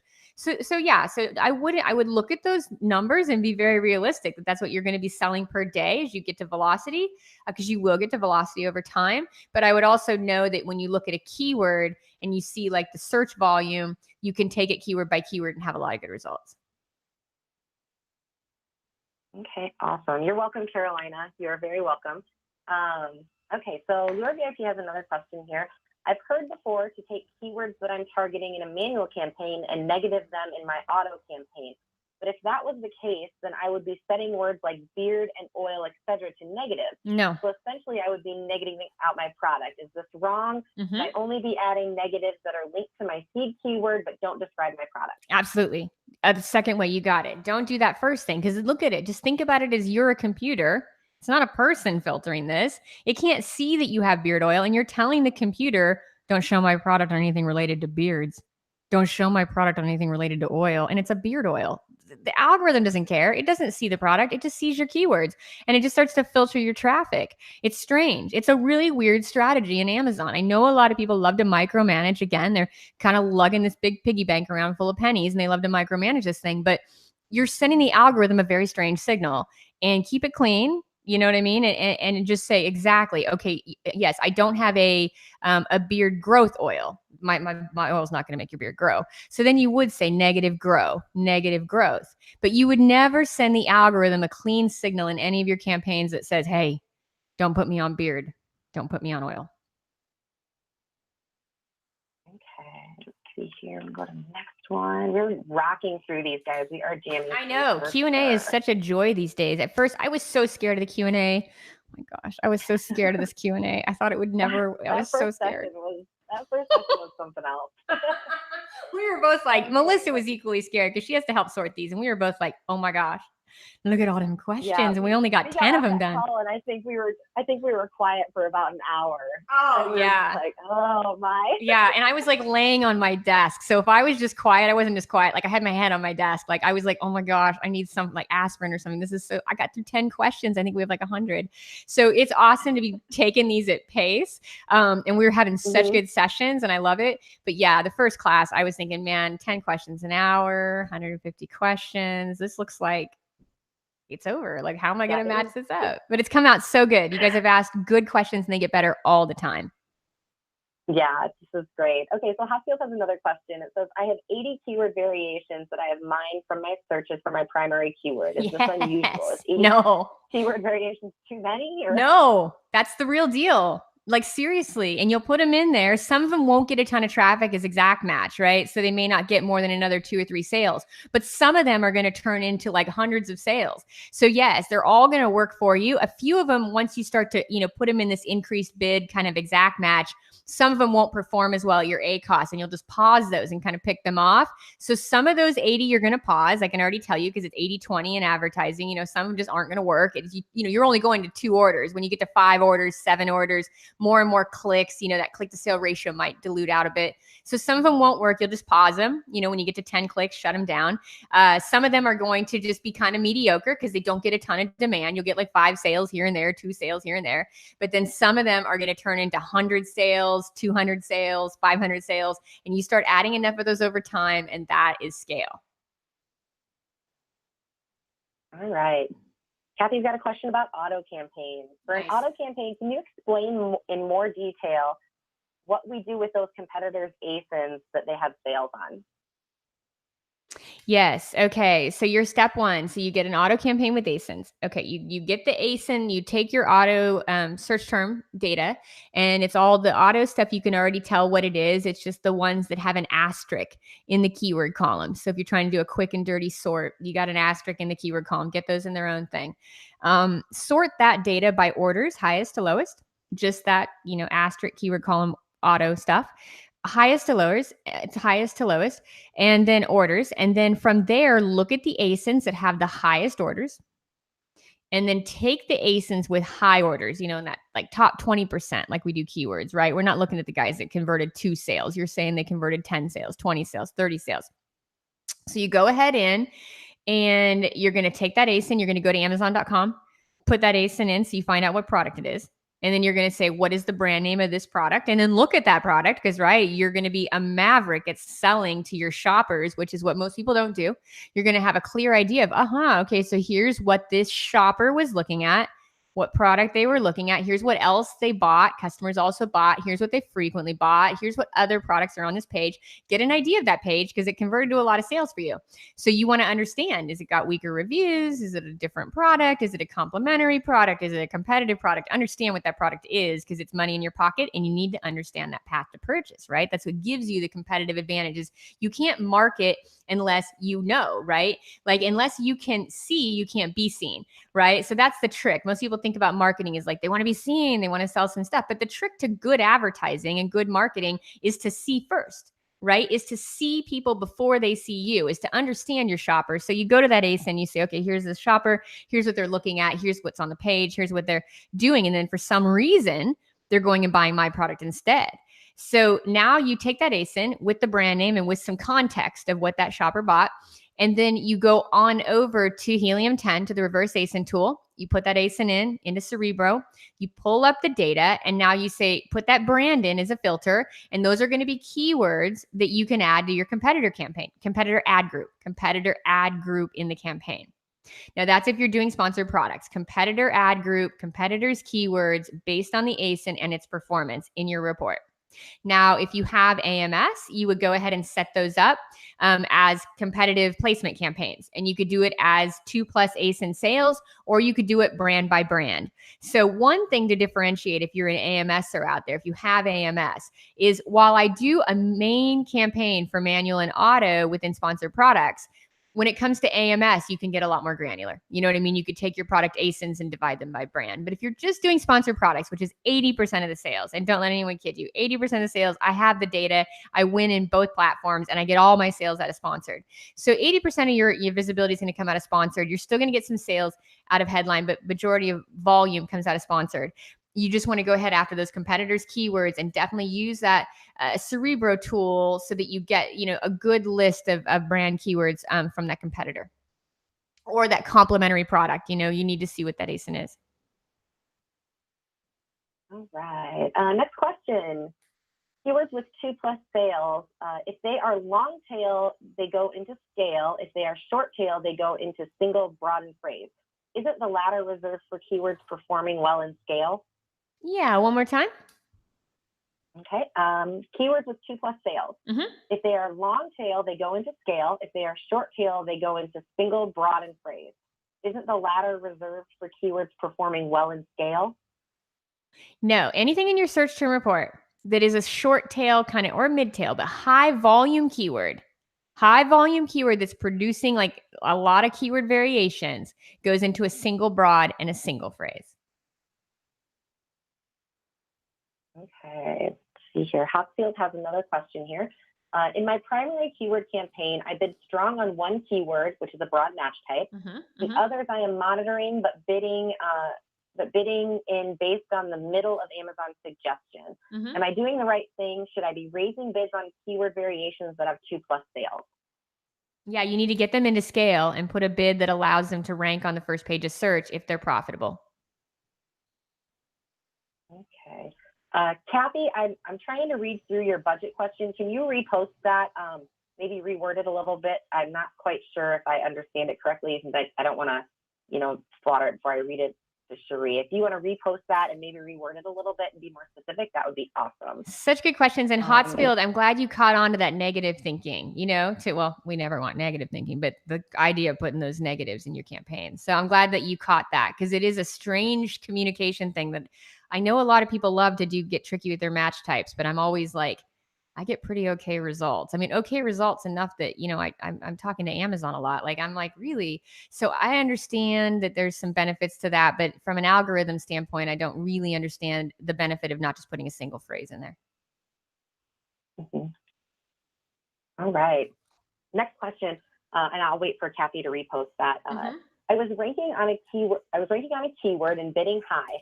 I won the '1 spot over 7 days, and my ACoS was getting to be almost 50%. I tried to lower my bid, and dropped to number 3. Okay, number 3 for that keyword. Do I always have to bid high and accept almost 50% ACoS? Is there anything I can do to bring the ACoS to a better number while still maintaining that #1 spot? It depends on how much sales velocity you have, but even if you can't take the #1 spot now, your campaigns will continue to grow and perform better over time. You're better to break even. So you're better to lower the bid incrementally and take a lower position on that keyword, keeping it in broad and phrase so you get those good search terms and you can add them back into your account. You need those good search terms. So I think you need to keep bidding on it, but you got to bid in a position that is break even for you.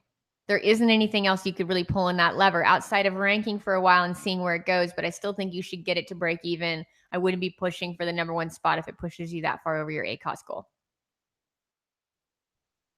Okay, another question from Laura VIP. When bidding at the ad group level for the scale group, you'll have different suggested bids per keyword. So how do you decide what to bid? Okay, one more time, Melissa. Okay, so when bidding at the ad group level this is kind of contradicting itself, I think. I understand where the confusion is. When bidding at the ad group level for the scale group, you'll have different suggested bids per keyword. Yes. How do you decide what to bid? Go about 40% over the highest suggestion, regardless of what it is. So it doesn't matter which keyword gives you the highest suggestion, go 40 cents over that one, just to make sure all keywords in the group are going to rank, because you're going to be bidding quite a bit over the suggestions anyway. The suggested bids are very low for what you actually have to do to secure that traffic. So you're going to be bidding over suggestion anyway. Okay. Carolina wanted to go back to that question. She said she's confused. So single, broad, and phrase in phase 2 are created out of keywords that produce lots of search terms, regardless of the sales of those search terms. Okay, so single, broad, and phrase are created out of keywords that they produce a lot of sales and a lot of search terms, but a lot of sales. You're really trying to figure out like which are your category keywords that are actually working for you. When you get 2 pieces of data, So first of all, you're trying to take the category. So you're looking at the category keywords and, let's just say we're back to baby pacifiers. You got a baby pacifier. Okay, the category keyword is baby pacifier. You want to get as much traffic on that category keyword because everybody on Amazon starts fairly broad. So you want to get that keyword going for you. So the way you know that baby pacifier works, now we know it's your category keyword, but the way we know in advertising that it works for your product specifically is kind of taking a look at the single, broad, and phrase and taking a look at that and saying, okay, as a keyword in my group, it drives a lot of sales and I get a lot of all the different variations of it also drive sales. That means it's giving you not only new keyword variations on a discovery side, but it's also giving you a signal that, boy, if you put this guy in as broad, most every different variation delivered still works for your target ACoS. So it's a better bet, right? Where if a variation sometimes, like, earlier we were talking about the black jeans example, sometimes you get variations that when you do them as broad and phrase, they don't necessarily work in any format. They can only work as exact. But in this case, the very best broad and phrase keywords are the ones that can deliver different variations, allow you keyword discovery. More importantly, you get the data that shows you that no matter how that keyword is searched with words before and after and upside down and plural and singular, it still converts to sales profitably. And then more importantly, it gets a lot of orders. Then that needs to be a single. So it's kind of a lot of things you would look at, but overall, it's just your main primary seed keywords that define your product. So if you're looking at skinny jeans, if you're just kind of starting out and you have the budget, you can look, if your product are skinny jeans, then that's got to be a broad and phrase match, because that's going to be the primary way that people search for your product, and you have to catch them no matter how they're searching or when they're searching in the buying cycle. So yes, I think that should define that pretty clear. Okay, great. S. Banwart has a question. I don't think we've gotten the question from them yet, so thank you so much for joining us. It says, I'm setting up my brand ad group. Is there a way to control which of my products appear in the sponsored product section of my listing of the best-selling product? Okay, one more time, Melissa. Okay. It says, I'm setting up my brand ad group. Is there a way to control which of my products appear in the sponsored product section on the listing of my best-selling products? Yeah, just be sure that you go ahead and, you can't fully control it in the sponsored products section, but by bidding on your brand keywords, you're going to show up there.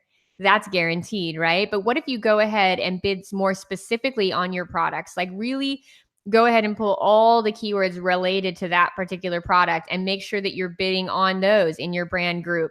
So you just want to be sure that you're really blanketing all your brand keywords, right, to show up on those other pages. So any brand product keyword you want to get into your brand ad group, so that way you can get more traction. But yeah, there's another great example of why you got to bid on brand keywords, because you're going to get some of that real estate.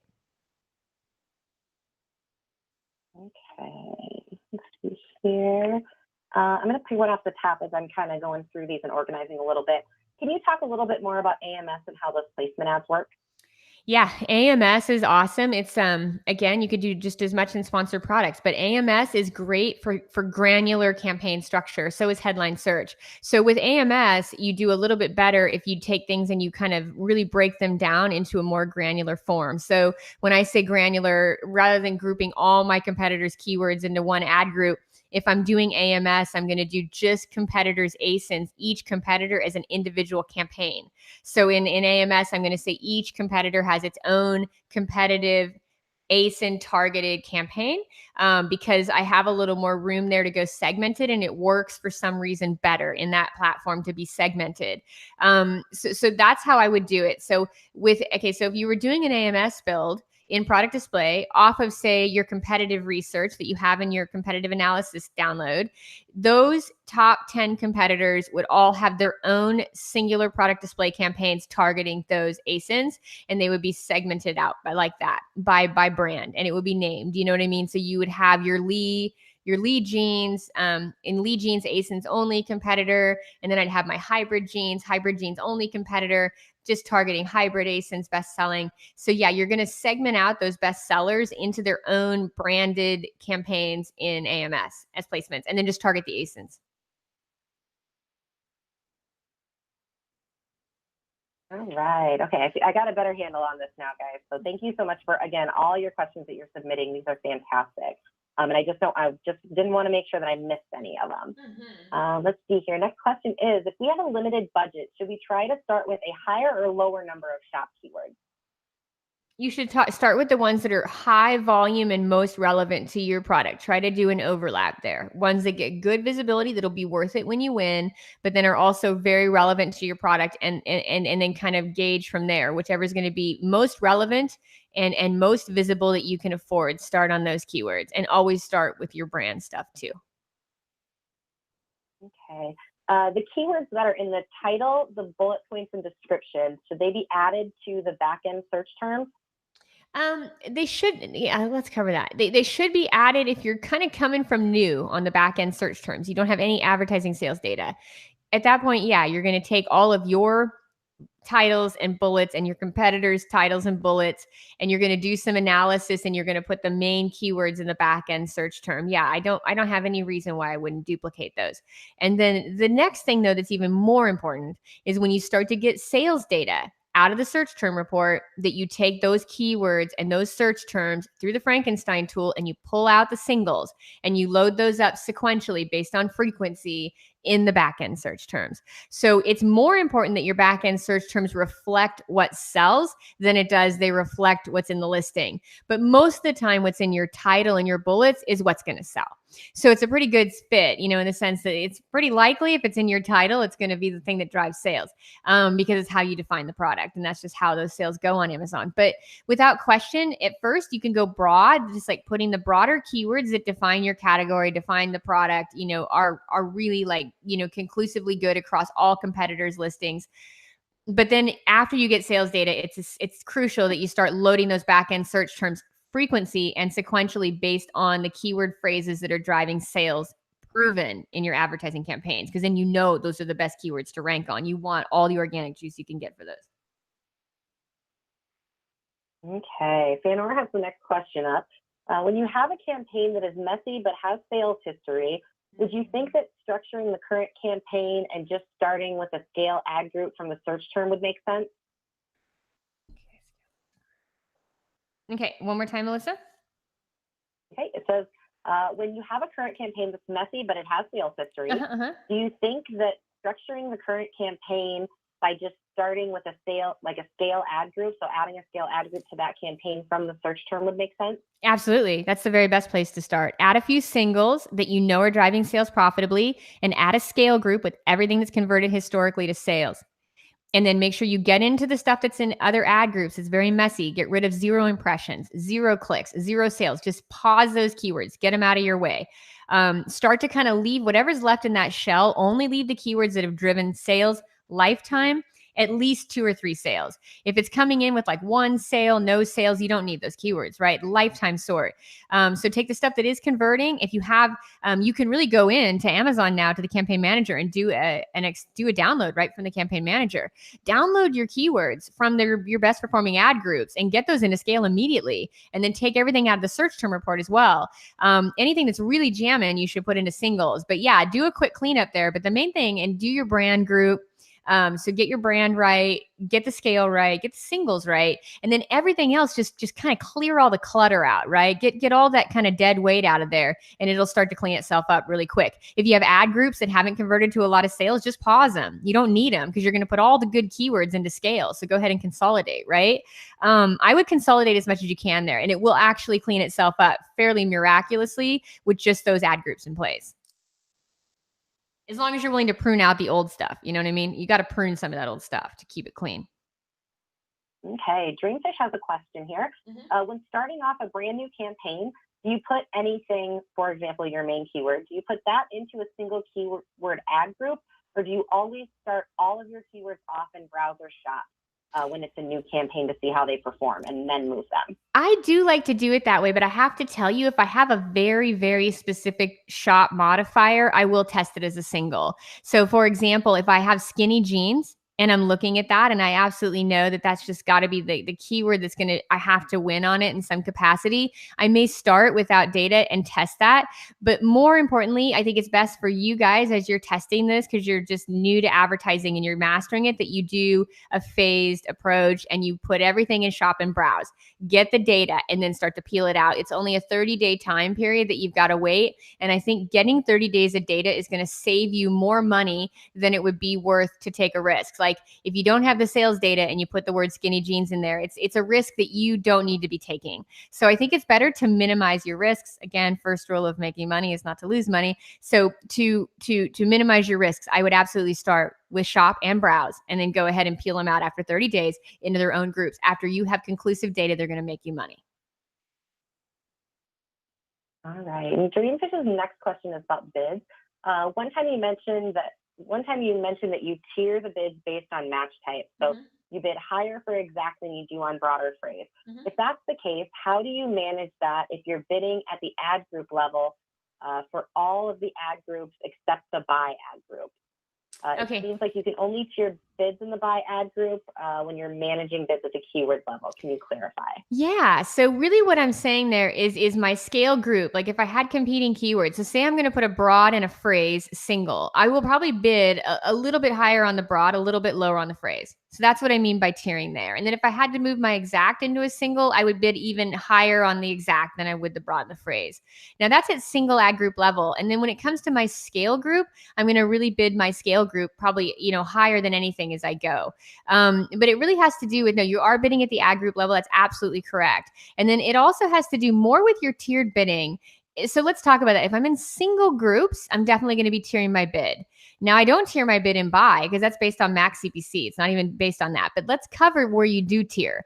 So you do want to tier your bids, and you're going to learn more about this next week, but you do want to tier your bids on the Browse Shop brand. So you're starting out cold in a new campaign, no data. You're going to put your highest bids on brand and keep them there forever because you got to own brand. And then you're going to put your next level bid on shop because those are keywords that are more targeted, and you're going to put a lower bid on browse. So when I talk about tiered bidding, I would say it's more important at the ad group level within the structure than it is at the keyword level. I'm really talking about tiered bidding on ad groups. So I would say it's more important where they're at in the shopping funnel and how close they are to buying on my bidding than it would be the keyword match type itself.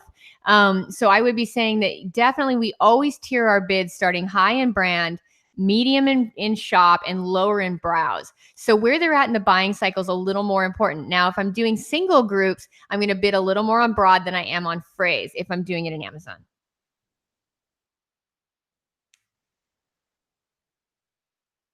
Okay. Andrew's got the next question.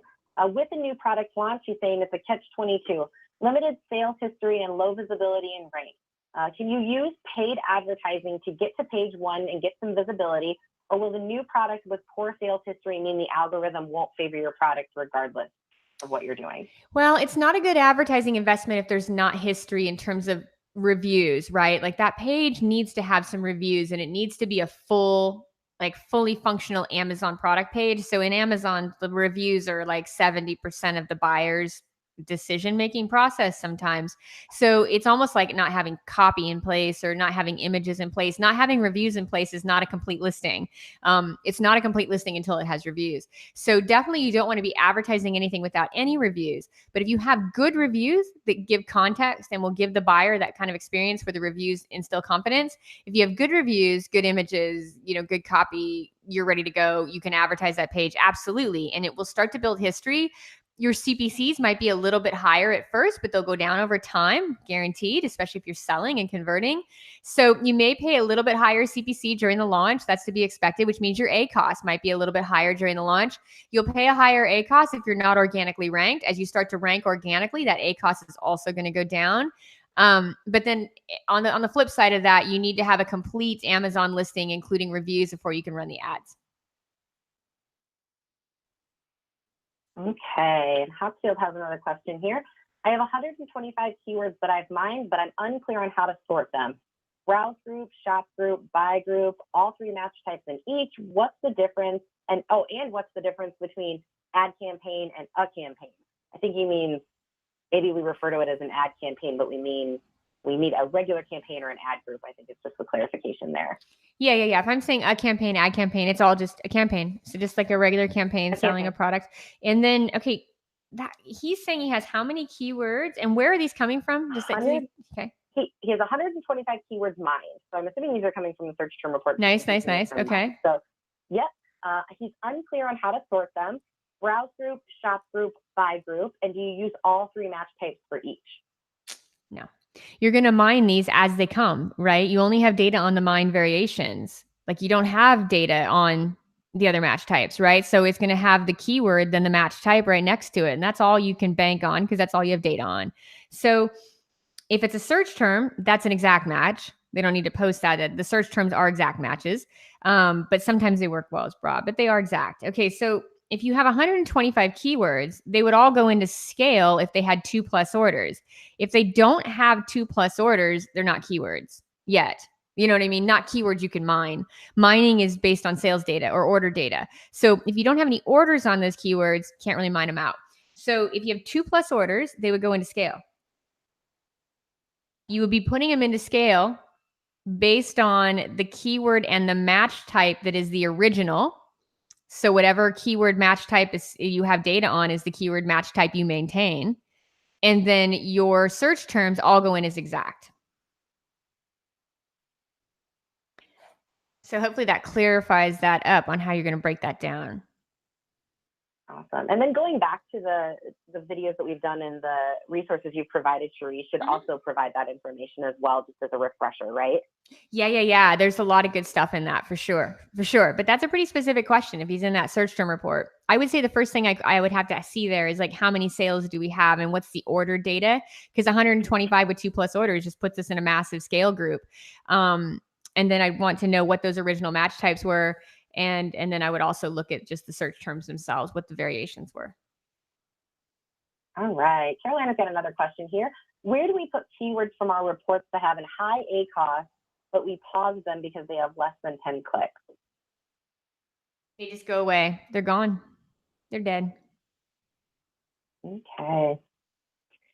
When moving performance keywords from broad or phrase match to exact match, do you set that keyword as a negative exact in the broad and phrase campaign? No. All right.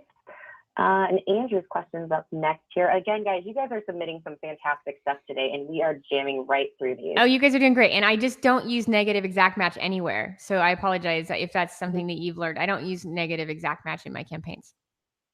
No. Let's see here. So Andrew's question, broad match type will hopefully throw up a lot of variations, but how do you make sure that your listing will index for the max number of the variety of customer search terms if you are yet to see what they are? Well, the idea of the search term report is to show you what they are. If you put a broad match type up, then the search term will reveal to you how people search because you'll get all the searches. And if you want to double down, you put a phrase match type, and then you definitely get all the searches. For sure. And I think Andrew's working with a new product. So I think he's applying these things to a new product is what I'm kind of see at the catch. I see. So he's kind of saying, okay, why wouldn't I take some bets out on other variations that are in this list? You could take a bet out on like maybe 3 to 5 good shop kind of mid-tail variations. Just don't get too granular till you have data, because people on Amazon don't search that granular anyway till later in the buying cycle. And sometimes they don't ever do it. Like Amazon is a 2 to 3 keyword engine, you know what I mean? People go pretty broad. So if you're going to do it that way, I mean, at least broad on the big kind of, you need new customers. You want to get in front of the most customers for the time, you know, your bigger, broader terms are going to accomplish that. So if I'm looking at that, I think that you can capture them on that short term, because you're going to need to find out within 30 days. So the way I see it, if you go ahead and you bid it broad and match on a certain variation, there's nothing wrong. Like if I showed you my Levi's keyword list that's in your keyword research download. I mean, I definitely went after like women's denim, you know, skinny jeans, women's jeans. I went after about, you know, a good handful of keyword variations to see what I was going to get. And I'm going to get a ton in my search term report. But you're either going to be wasting money on those variations. You know what I mean? Like it's going to be like, you have to get the data somehow. So you can wait and get the data for free in your search term report, or you could put small bets on a lot of long tail keywords and waste some money to see which ones perform. Now, as you start to learn more about how your product sells, you know, and you start to see the broad and the phrase match, and you start to see the variations that do come in, you can make more bets on unproven keywords as you do the research and you start to know your product. But when you're just figuring out how shoppers buy and how they do it with data, you know, in the search term report, it can be a lot of wasted ad dollars to put 500 keywords and see where it goes. It's much better to get very targeted and win rank on the right keywords and see where they go than it is to get too many keyword variations going at once and waste a whole bunch of your ad dollars and your sales history. Okay. Carolina wanted to clarify hers. There was a part left out of that. So her question was, where do I put keywords from my reports that have a high ACoS, but I paused them before they got to 10 clicks, but they have 1 sale? So high ACoS, they're paused before they get to 10 clicks, but they have 1 sale. Is she doing anything with those? Yeah, if there's 1 sale, well, I guess on that one you can reactivate it. But if the ACoS is high, you're going to need to put it in the buy group with a lower bid if you really want to mess with it. But I feel like if it did convert to a sale and you paused it, you could have paused it too prematurely, which does happen, and you can reactivate it. You definitely would reactivate it if the ACoS was targeted. Now, if the ACoS wasn't at the right target, it's probably not going to work anyway, but you could lower that bid and move it to buy. But it's really only important that you reactivate the ones that you paused before 10 clicks and then had attribution that actually were profitable for you. The not profitable stuff will probably stay there. I mean, at one sale and high ACOS, it's probably not worth hanging on to. Awesome. When somebody is using the term roll and rolls, are they two different keywords for broad, or would they be considered the same if they were at broad phrase match? Yeah, good question. Get to the keyword tool like Helium 10 and pick the variation that has the highest broad search demand. So go ahead and put the word roll in and see if roll or rolls plural is more popular, and start out testing the more popular, higher searched variation, and then see what you get in the search term report. Okay, and Hatfield has another question here. It's about budget. What is a specific amount that would tip off the algorithm showing that you're serious about advertising? Is there an amount that you know of? Well, if you limit the number of keywords you're targeting and you continually mine the data to make sure they're all like within your target ACOS, you should be able to continue to increase your budget where you never maximize it. So there's no signal that you can send in a clear way except an uncapped budget, like an uncapped bid, which means it's never maximized. You don't maximize an uncapped bid. You don't even hit it. Like my CPC is 30% of what I bid. Same with my budgets. My budgets are, 50% of what I actually spend. So unless you uncap it, you're not going to really send that signal. And you probably need a little more data and a little more experience with advertising before you go uncapping stuff. So I would say, increasing the budget wherever you're comfortable, but then more importantly, getting in there and making sure those keywords are absolutely making your first shot count. That they're really good keywords. They're very targeted. They describe your product. You're picking the match types that have high search volume. You're getting them in groups. I would just make your first shot count, be very focused, and then keep the budget as high as you're comfortable with. But I can tell you, as you progress through the phases of this class and you're into Act 3, none of my campaigns have a daily budget that I ever spend. So most of my campaigns are at about 50%. So whatever my budget cap is, it's 50% over what I would ever spend in a given day. So I have really high budgets because I never run out of money, because it's just one of my rules in advertising is that I want all the traffic on a keyword that is working for me. If it's profitable and it's break even, that's the thing. You have to get these campaigns to a place where they're profitable and break even before you go setting budgets. Definitely with new products. I had to kind of learn that myself as I moved through Amazon. With newer products, you really need to cap those budgets, because you got a lot of testing to do to figure out which keywords, which variations. You got to mine the search term reports. It's a little bit of a process. But once you know what's working and you have a core group of keywords that are working for you, you will uncap the budget to probably 2x what you would spend in a day, just to give the algorithm the signal you want all the traffic. But that's when it's optimized. So like week 12, when your campaigns are fully optimized, you're super confident, you'll uncap the budget like you do the bid. Right. And does default bid make a difference in a campaign? They're saying I bid on individual keywords, but I do not touch the default bid.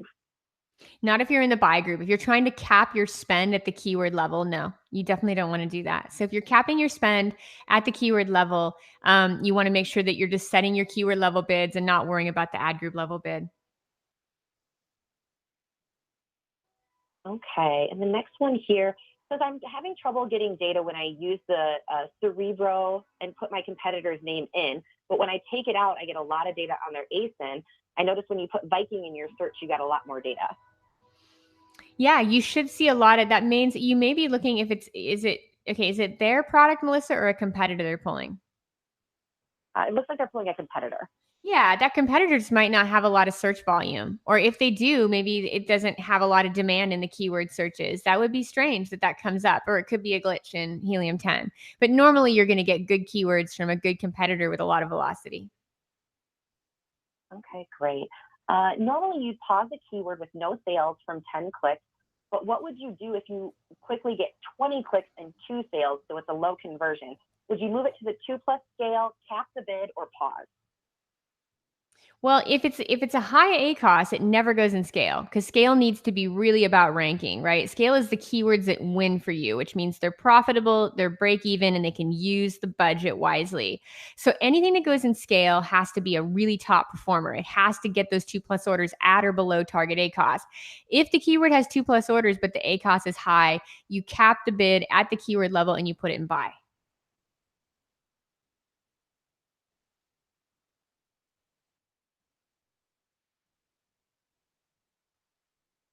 Okay, going on to the next one here. Let's see here. When I started my campaign, I set up 3 ad groups. one broad, one phrase, and one exact with the same keywords. Should I restructure to have the shop and browse, or should I leave it as is, but mentally label them with which ones are shop and browse and bid accordingly? They've got less than 30 days of data since it's a new campaign. Read that back so I could take some notes. She's got separate campaigns at broad, exact, and phrase. She has 3 ad groups. I'm sorry, those are 3 ad groups. Mm-hmm. It's just a new campaign. So she started a new campaign, set up 3 ad groups. One is broad, one is phrase, and one is exact. All got the same keywords. Should she restructure to have shop and browse, leave it as is, and mentally label them with which ones are shop and browse and bid accordingly? And then she just noted that she's got less than 30 days of data since it's a new campaign. Yeah, because they're not really, okay, so let's go through this. So I have my Levi's jeans, right? And my word jeans doesn't even really count. It's too broad. But I have women's jeans. That's my browse keyword. It's very general. It's going to get tons of traffic. I think the traffic on women's jeans is 500K a month searches. That's my broadest keyword that I can target, right? Jeans is too broad. I have women's jeans. That's pretty broad, 500K a month. It's a browse keyword. Now I go in and I look in my particular style. So I start to look at how the shopper shops and I see, so the shopper likes to look at the style next. So they go in, they look at jeans and they go look at women's jeans. And then they start to say the style. They want skinny jeans. They want boot cut jeans. They want, they want flare jeans. They want bell bottom jeans. So I say, okay, my shopper goes into style. I have skinny jeans. That's my style. So my skinny jeans is a modifier, skinny, that completely identifies my product the way people shop and it matches. That becomes a shop keyword. Now my brand is Levi's. So people go in and shop Levi's jeans. That's a brand keyword, right?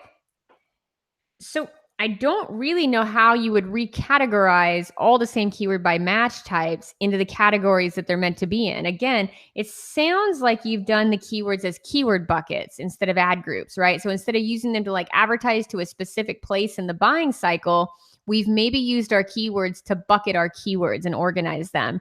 And that's an okay thing to do. And it's very sensible from an organization standpoint. But from a strategic standpoint, we're kind of missing the mark of how advertising is leveraged, right? So these are really not keyword buckets. And you probably would need to resegment them based on what you're saying. If you really want to truly have a shopping campaign, a campaign designed for shoppers and buyers on Amazon, you want to be thinking about browse, shop, buy, browse, shop, scale, browse, shop, brand. You want to be thinking about where they're at in their purchase decision. So when you go to put your bid down, you're putting your money where it matters most. So I don't know that you're going to get that out of broad, phrase, and exact. So I would probably go ahead and restructure those and get them moved around based on the search volume and the specificness, how specific the search is, how good that keyword relates to what you sell, and then the search volume of those keywords, and start to maybe rethink that tiered structure. Now, if you wanted to do it just based on keywords, though, if you just want to keep your exact same campaign structure and kind of mine these keywords into scale off of a search term report, you could do that. And with that, you would go ahead and bid highest on exact, second would be broad, and third would be phrase in Amazon. So those are the way I would tier them. So put your highest bid on your exact, your second bid on your broad, and your third on your phrase. Just know that you would probably get more traffic and better results if you maybe resegmented them by the shopper's intent. All right. And thanks for clearing that up. Hotfield says he's getting a lot out of this. So that's okay. Awesome. Good. I know I'm really glad because Hotfield's got a lot out of the negatives and this. So I'm really glad that it takes some time to get campaign structure. And there's a lot more that I need to provide you guys with. I mean, before this session today, I had a meeting, in terms of the screen caps and the workflow and with the team getting that done. So without question, there's a lot more I have to provide you here, but it is also within your guys's time frame of learning things. It definitely takes a little bit of brain powering to kind of learn this stuff, and you got to do it and get it. And I'm glad though that you're getting a lot of it in this call. Okay, awesome. Just a quick one here, going back to the roll and rolls. M. Weber didn't get that. Says I have roll and rolls. I have roll and rolls, a performing keyword. When creating a broad, would it be one keyword or two? Okay, that's really good to know. Okay, whichever one gets the best performance and the most impressions is going to be your broad and your phrase. but then you can keep the specific. So let's just say it's roll. So roll is the one that you're going to try to scale on. So you're going to put roll as broad and roll as phrase. And then you can put rolls, plural. If you see the data in your search term report, that's a variation people use frequently. You can put rolls, exact, match, plural into your scale group. Okay, go back up here. Okay, so info 305 says I have a separate ad group with the names of competitors, and I use the suggested bid, but she noticed she never gets any impressions. Is there a reason for that? Well, you may have to increase that bid slightly. And as long as you've captured all the good keywords that define your product and you have one ad rank on those, I would suggest as a phase 2 that you kind of, start to bid for rank on those competitors' pages as well. So you probably have to increase the bid and give it a little more room for traction that way. But before I would do that, I would make sure that all of my search keywords and all of my kind of modified keywords that define the product are one. Okay, Info's next question. This one's kind of a long one, Teresa. You might want to take a couple notes on this. Okay. It looks like I've got some dollar amounts. Thank you. Okay. Okay, so when putting a new keyword in, so adding a new keyword, do they need to adjust the ad group level bid? For example, if our shop ad group has an ad group level bid of $5 and we're putting in a new shop keyword where the upper limit of Amazon suggested bid is $8, do we increase the ad group level bid above the $8? It seems that if we left it at $5, we wouldn't be able to bid for rank on the new keyword. It also seems like the same could happen when moving the keyword from one ad group to another. And they said on the flip side, if we take out our highest bid keyword, if we take it out of that ad group, should we then adjust the ad group level bid back down so that it's slightly above the new highest bid keyword? Okay. So first of all, if you're thinking about that, that's a strange kind of thing. I mean, normally in shop, you wouldn't have a keyword that jumps from $5 to $8. Normally that would be kind of a browse thing, right? Like, so your shop keywords are 5 and then you get to a really broad keyword and it's 8, which would go in browse. Like, it's odd that this shop keyword is actually coming in that much higher than the other keywords in the group. But to rank it, you're going to need to have a high enough bid to do it. But here's where the golden kind of ad rank thing comes into play. Even if you bid $8, the keywords in the group that are already kind of, having winning CPCs of $1.80 or $1.60, they're not going to go up, right? So when you uncap that bid further, it shouldn't drive the cost up on the other keywords, because the cost is a formula between outbidding your competition and then your performance on a sales basis. So theoretically, those other keywords shouldn't go up in price. Now, if that's not the case with your particular product and this particular kind of rogue keyword with like a nearly 2x cost, you would need to put it in a single ad group to test it, as long as it's broad enough that it merits that. I would suggest, if for some reason it's going to take your average CPC or your average bid up by $3 just to get that one keyword in the group, I'm going to say you peel that keyword out and test them as singles, because I don't think it's worth taking the whole group up and telegraphing that. So I probably wouldn't do that. I'd probably separate it into solos, into broad phrase, maybe even exact, single groups. I take it to broad and phrase first and see how it converts if you're just testing it. In singles, if that's really kind of the bid range, that's how I would do that. All right. Hoxfield's asking, is there a cheat sheet for which Helium 10 tools that you use in which situations? And does it list the other tools that you've referenced? Is that anywhere in the resources right now, or something we can work on for that? No, it's already there. It's the whole guide, and you can glance through it and like just really quickly make sense of everything. Just get into the resource for keyword research. I differentiate every separate tool with pictures of the different tools I've selected and every way that I use them. And then if you want to look even deeper, you can look at competitive keywords, and I differentiate all the competitive tools I use and how I use them. So both keyword research and competitive research, those two guides combined, competitive keywords and keyword research. Competitors, keywords, keyword research, those two guides combined will show you every tool we've discussed on this class so far and how they're used. Okay. Let's see here. Any tips on what kind of image converts the best for swatches on variations? Okay. Yeah, no, that's going to be product specific. I don't think I have any insights into like as far as images and which ones. No, I don't have any test data on my side where I test different product images, so I can say on that. The one thing I do know from spending a lot of time with the mavericks of Amazon sellers because they're clients is that you can't Photoshop a lot of stuff into product images. Like a lot of Photoshopping on your product images can definitely deter your product listing from getting ranked. Okay. Can you take an already selling item and add variations without losing sales? Okay, can you take an already Selling se- item selling item? and add variations to it without losing sales.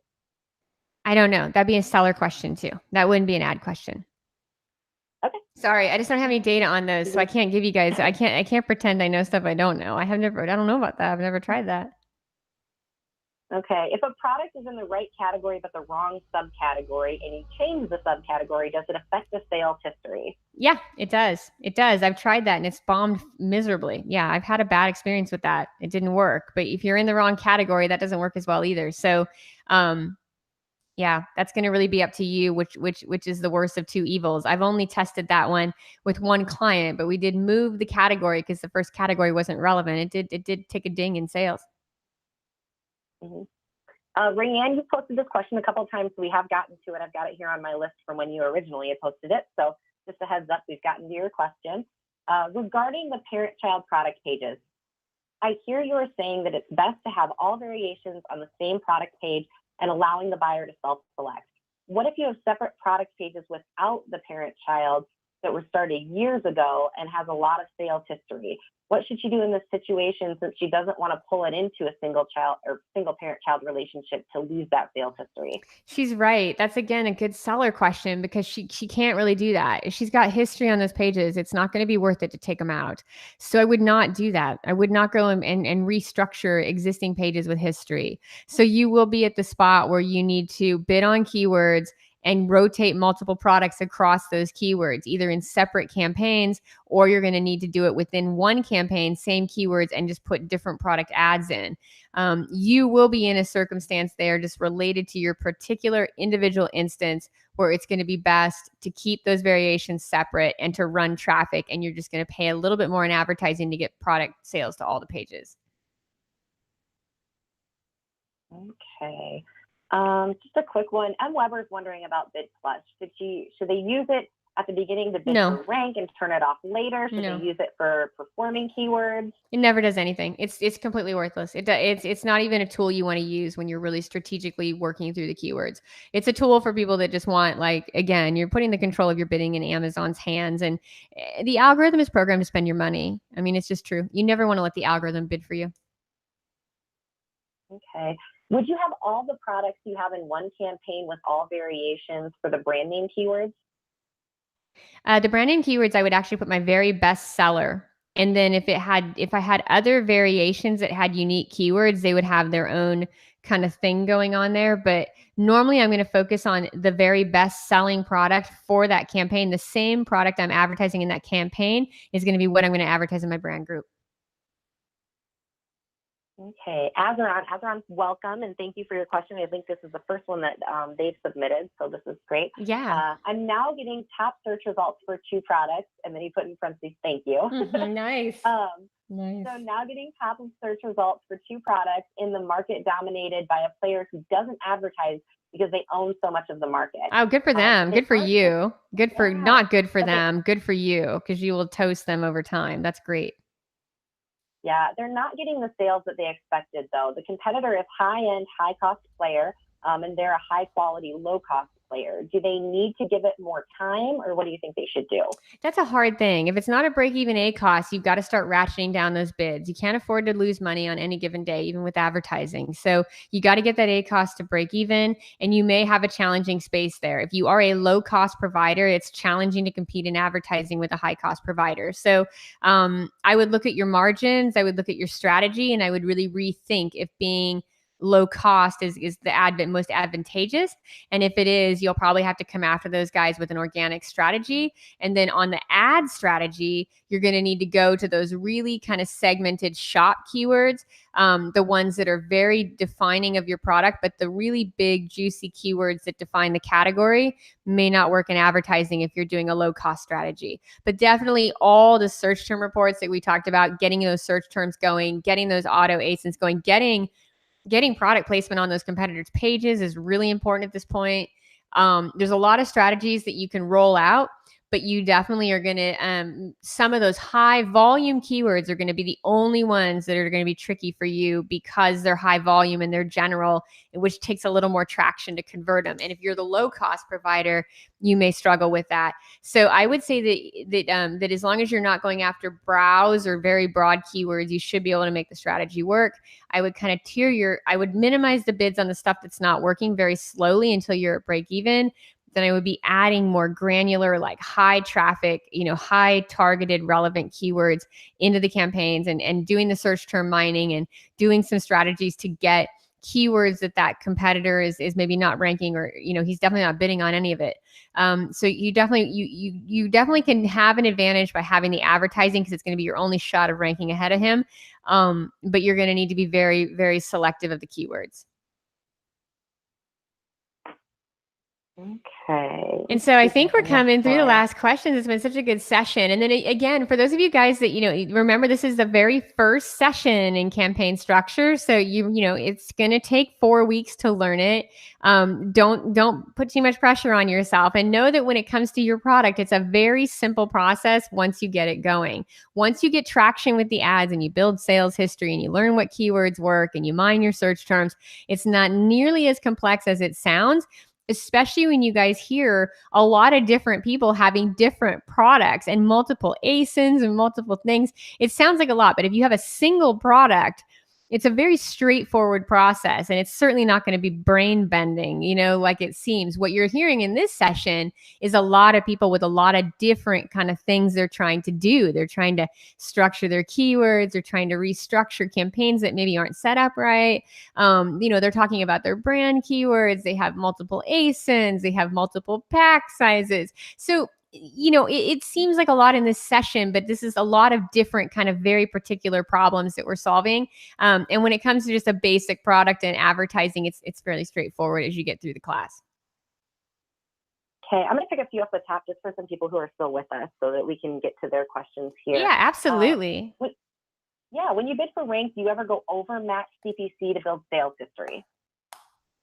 No. You really don't want to. Okay, if you bid for rank and you want to go over to build sales history, if you have, this is in your budget. Okay, this is all about where you're at. So if you have the money to invest in keyword discovery, then yes.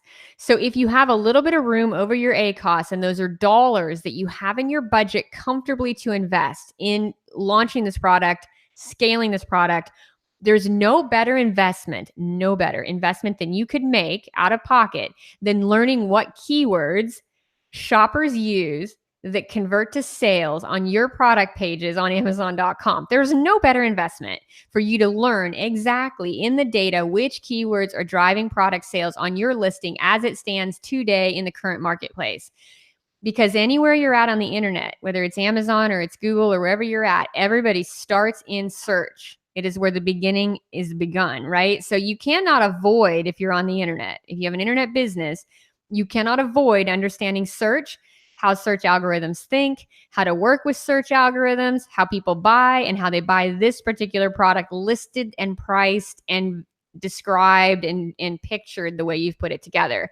So if you have the investment, I would suggest that you stay over your target ACOS. Not crazy though. Don't get into crazyville. So you're 75% below. So you're like 50%, 60%. You have a high ACOS, but you're going to invest in learning how people shop. Like, what are the keyword variations that they use? And that keyword needs to be completely a keyword that's crucial to your strategy, which means it is the keyword in your title. It is the keyword that defines your product description. It is what anybody would search. Without question, it'd be the first keyword they would use to find your product online. to put that keyword into a campaign, to bid for rank, to take a lot of shoppers through that funnel, to learn through your search term report what they do from broad and phrase match, what kind of keywords they actually use, what kind of modifiers they use, how they convert to sales. To get that data is invaluable. But if you're also in a different place where you're like, I don't have a ton of budget and I just want to get sales, right? Like I need to just use advertising to get sales. At that point, if that's the strategy, which is a fine strategy because sales are sales and customers are customers, you've got to ratchet down those bids to you're always at break even. You got to always be breaking even if that's your goal, because that's important, right? Because you're trying to use this as a sales tool, but you don't want to go over budget. So it kind of depends on where you're coming from budget wise. And some keywords, very, very few, but some keywords will be worth the investment to learn what's going to happen there. But not all your keywords, and certainly not the ones you're betting big on that are in the browse category. Those aren't worth it. They have to be like when we talk about jeans. I'm not betting big on women's jeans. I'm really not. I'm going to bet big on my style. I'm going to bet big on skinny jeans and say I have skinny jeans. If I can't sell people skinny jeans with a keyword search, how would I sell them skinny jeans? You know what I mean? I've got to learn how to do this.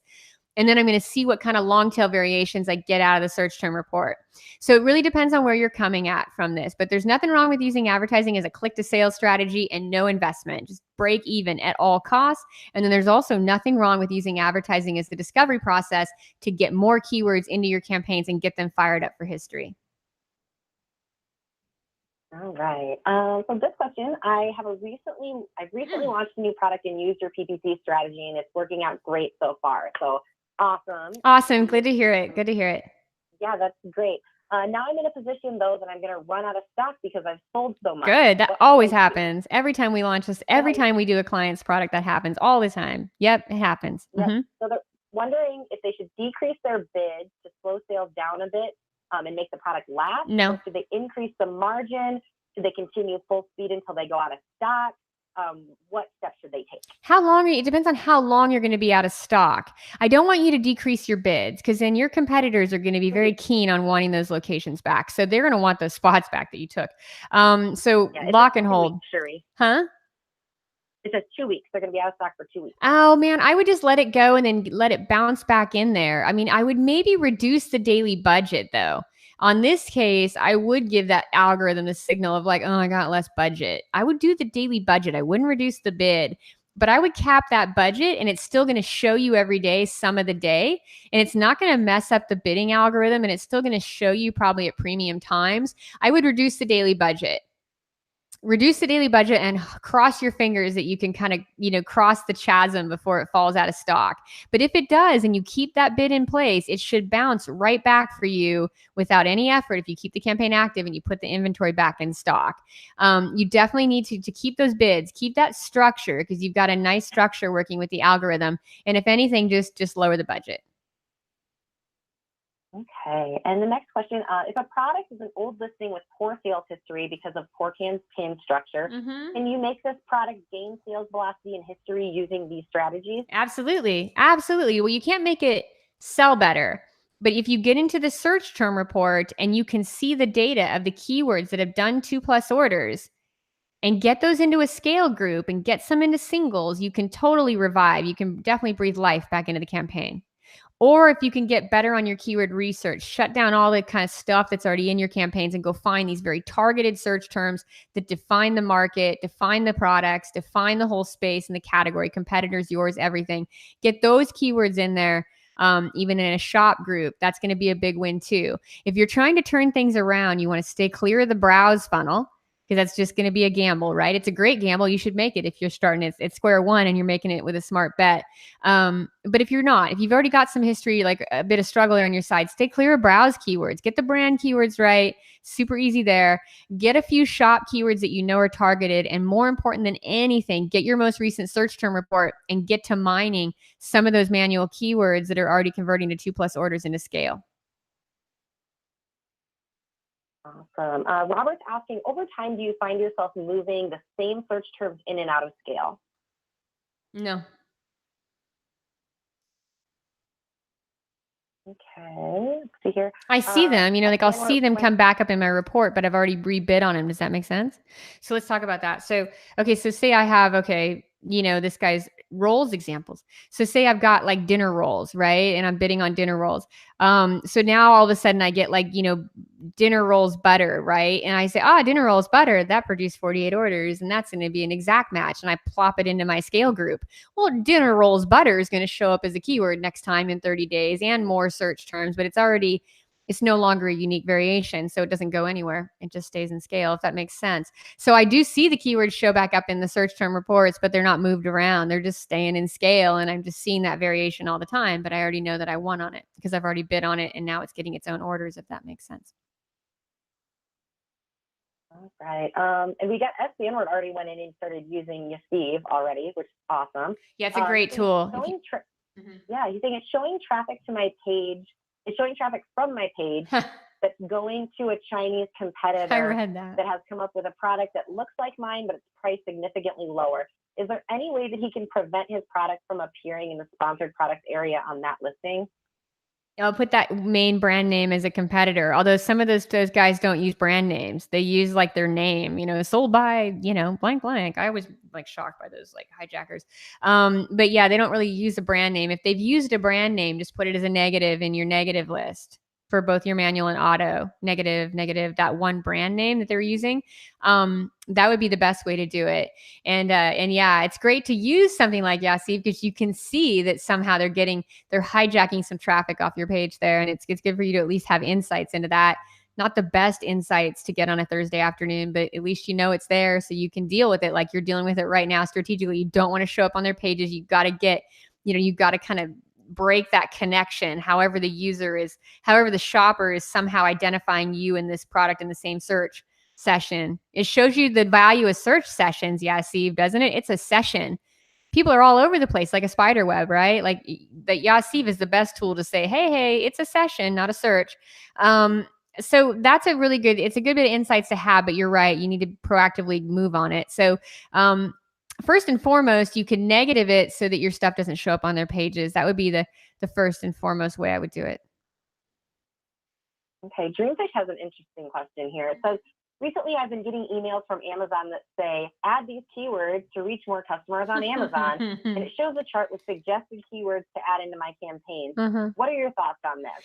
Well, it depends on what they're sending you, but they are really sending you the keywords that drive a lot of organic orders, which is a beautiful thing, but not if you're bidding on them. You know what I mean? Like, it's not nice to bid on high volume keywords because they're high volume. Unfortunately, high volume alone doesn't help in advertising because they're expensive and they get too much search volume and too much looky-loos, too much browsing.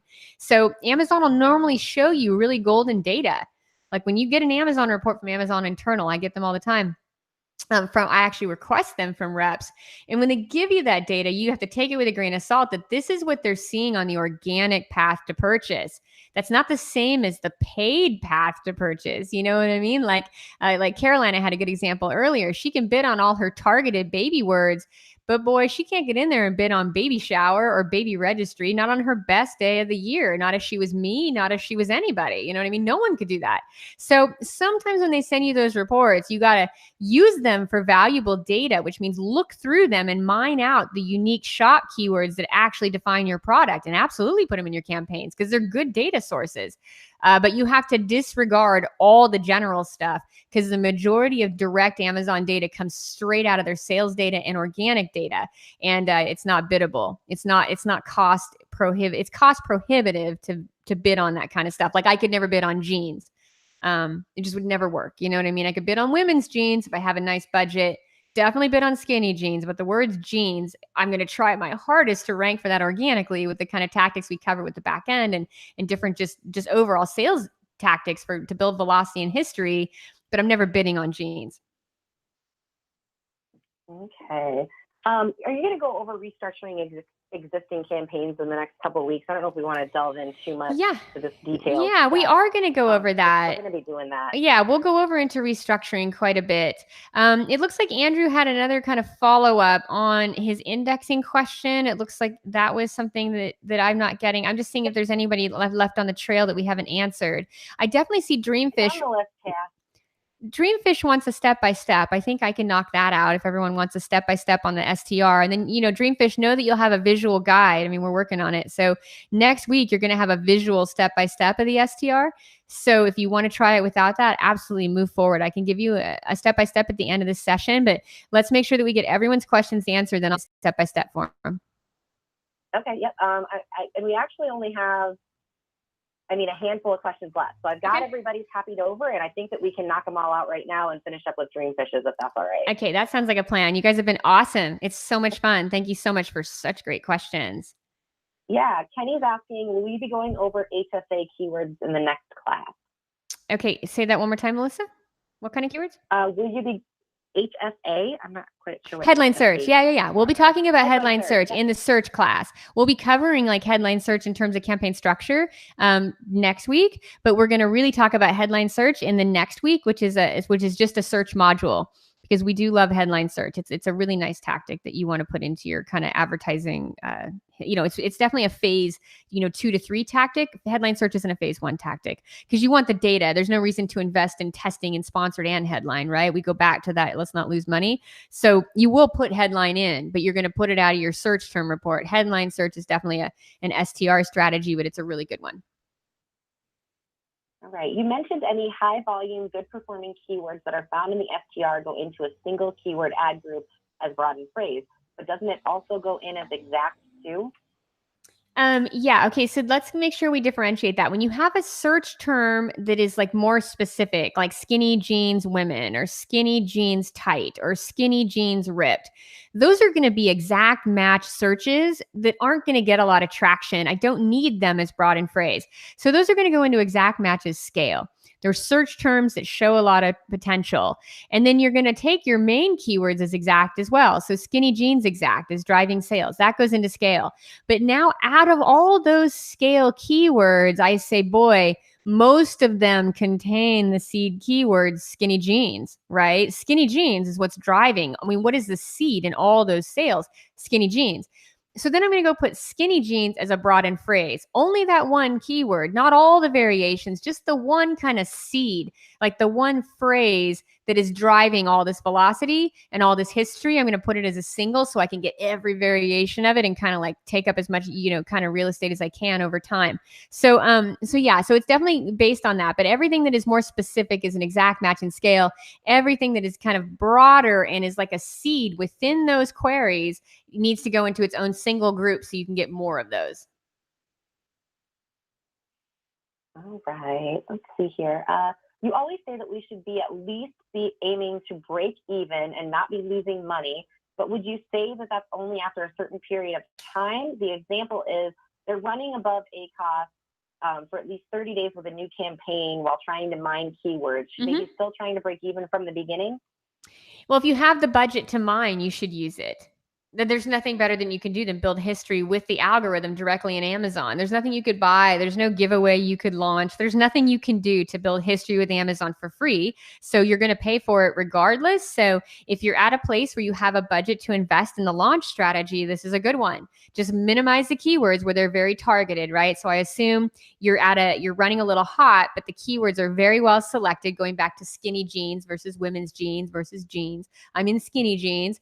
If it's beard oil, I'm in beard oil, not beard balm, not beard grooming. I'm in beard oil. If it's, coffee, I'm in ground coffee. I have a ground coffee product. I'm in ground coffee. I'm in actually ground coffee organic or ground coffee fair trade, whatever applies to my product. So to be clear on that, if your keywords are very targeted and very specific, it's a great strategy to invest over 30 days. Just don't do it if you don't have a budget for it, though, because it's just not, it's not something that's going to magically turn profitable. It's going to turn profitable because you're going to mine a bunch of search terms, and those are going to be very profitable. And then you're going to continue to add these new variations into your campaigns that are very profitable. And then you're going to lower the keyword bid on those big ones over time, and everything's going to balance out. What I'm basically saying there is you can't take a keyword and you've got conclusive like 10-day data on it in terms of what it converts at click to sale, what it costs you on the CPC, you've won ad rank. If you have all that data, that keyword is that keyword. Like nothing is going to make that keyword magically profitable. It's either going to win or lose. So you will have to ratchet your budget down on that keyword at some point. It's just going to be when. So when I'm really saying that, I'm simply saying if you don't have a massive test budget, you don't want to have like that the kind of the mixed or the wrong perception that the unprofitable things will magically become profitable if we just wait. That doesn't usually work that way. So that's all I'm trying to say there is if it's not profitable, it never will be. You got to fix it. If you can afford the lack of profit, but the keyword is worth the investment, it's a solid launch strategy to invest in it. All right. Next one, my brand keywords are not getting any impressions. Do you know of any reasons that would be? Well, you probably need a little brand traction. You need to definitely, you're not getting searches on them. I don't know how much you've invested in advertising, but there's a chance that maybe they're not well known enough yet. Or you just need to bid really high and you need to get them as broad and phrase match and use a lot of single keywords. I mean, they're brand names, right? Your brand name. Get a little, more broad and general in the keywords, broad phrase, single words. Get a high bid in there, $8, $8.50. I mean, it's your brand. You know what I mean? You got to own page one, position one, every single search.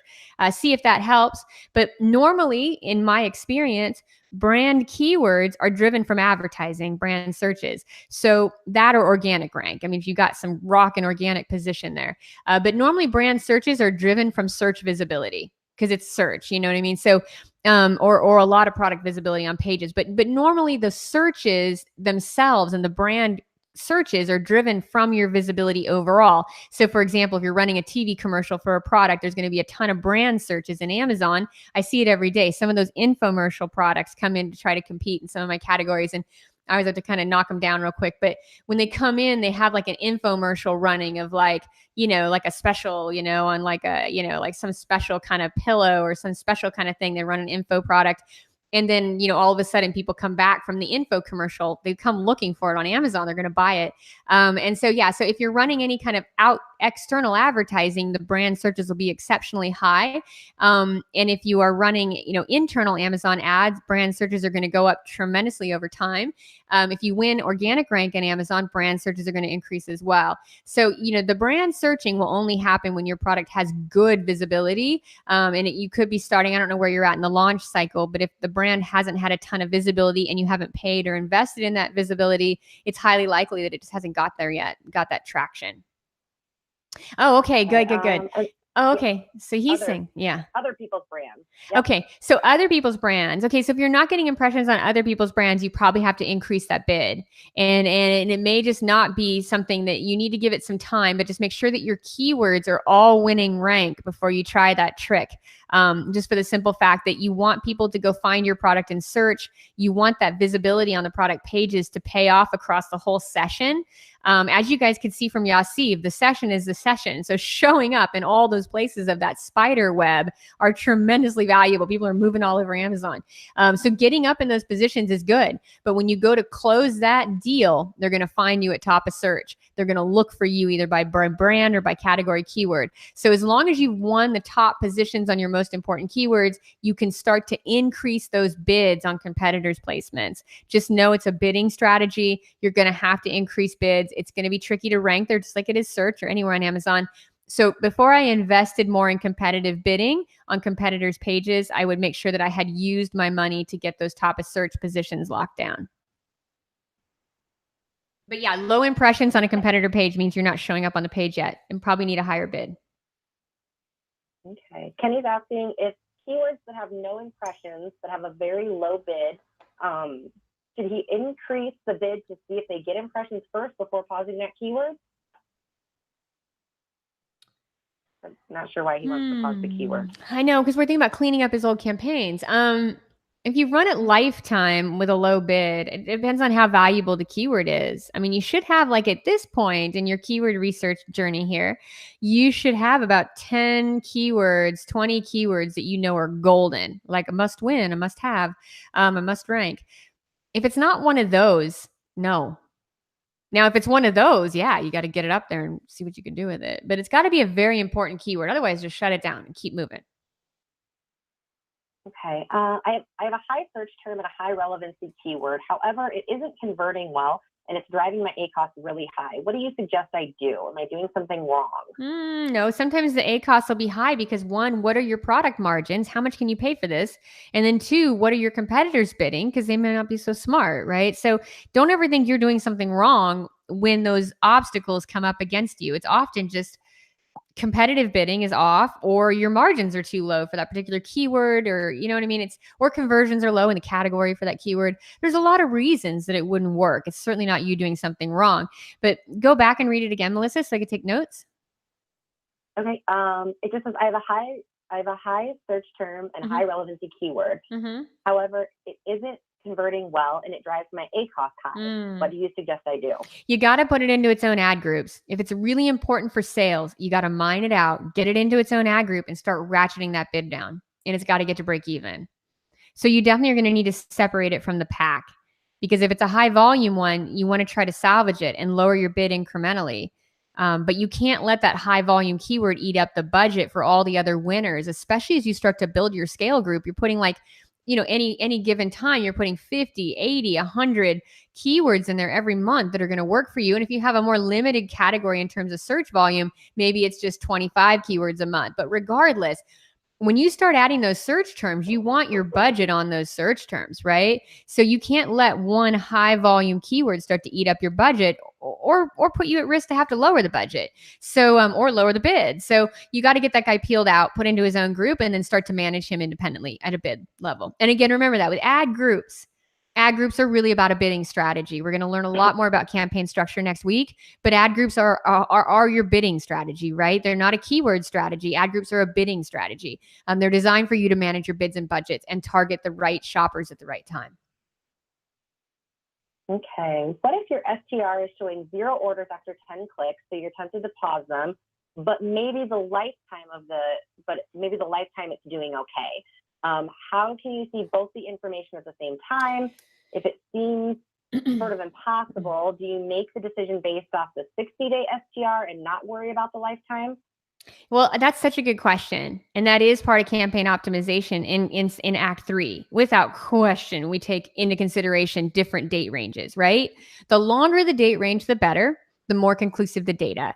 So if you're going to be looking at this, there's a problem here though. If over 60 days, this keyword, 10 clicks is not dramatic though. You know what I mean? If the keyword has done well lifetime, and I mean done sales, not a couple orders. I don't care. 2 orders, 10 orders, 20 orders lifetime, that's nothing to me. I don't care. Get rid of that guy, right?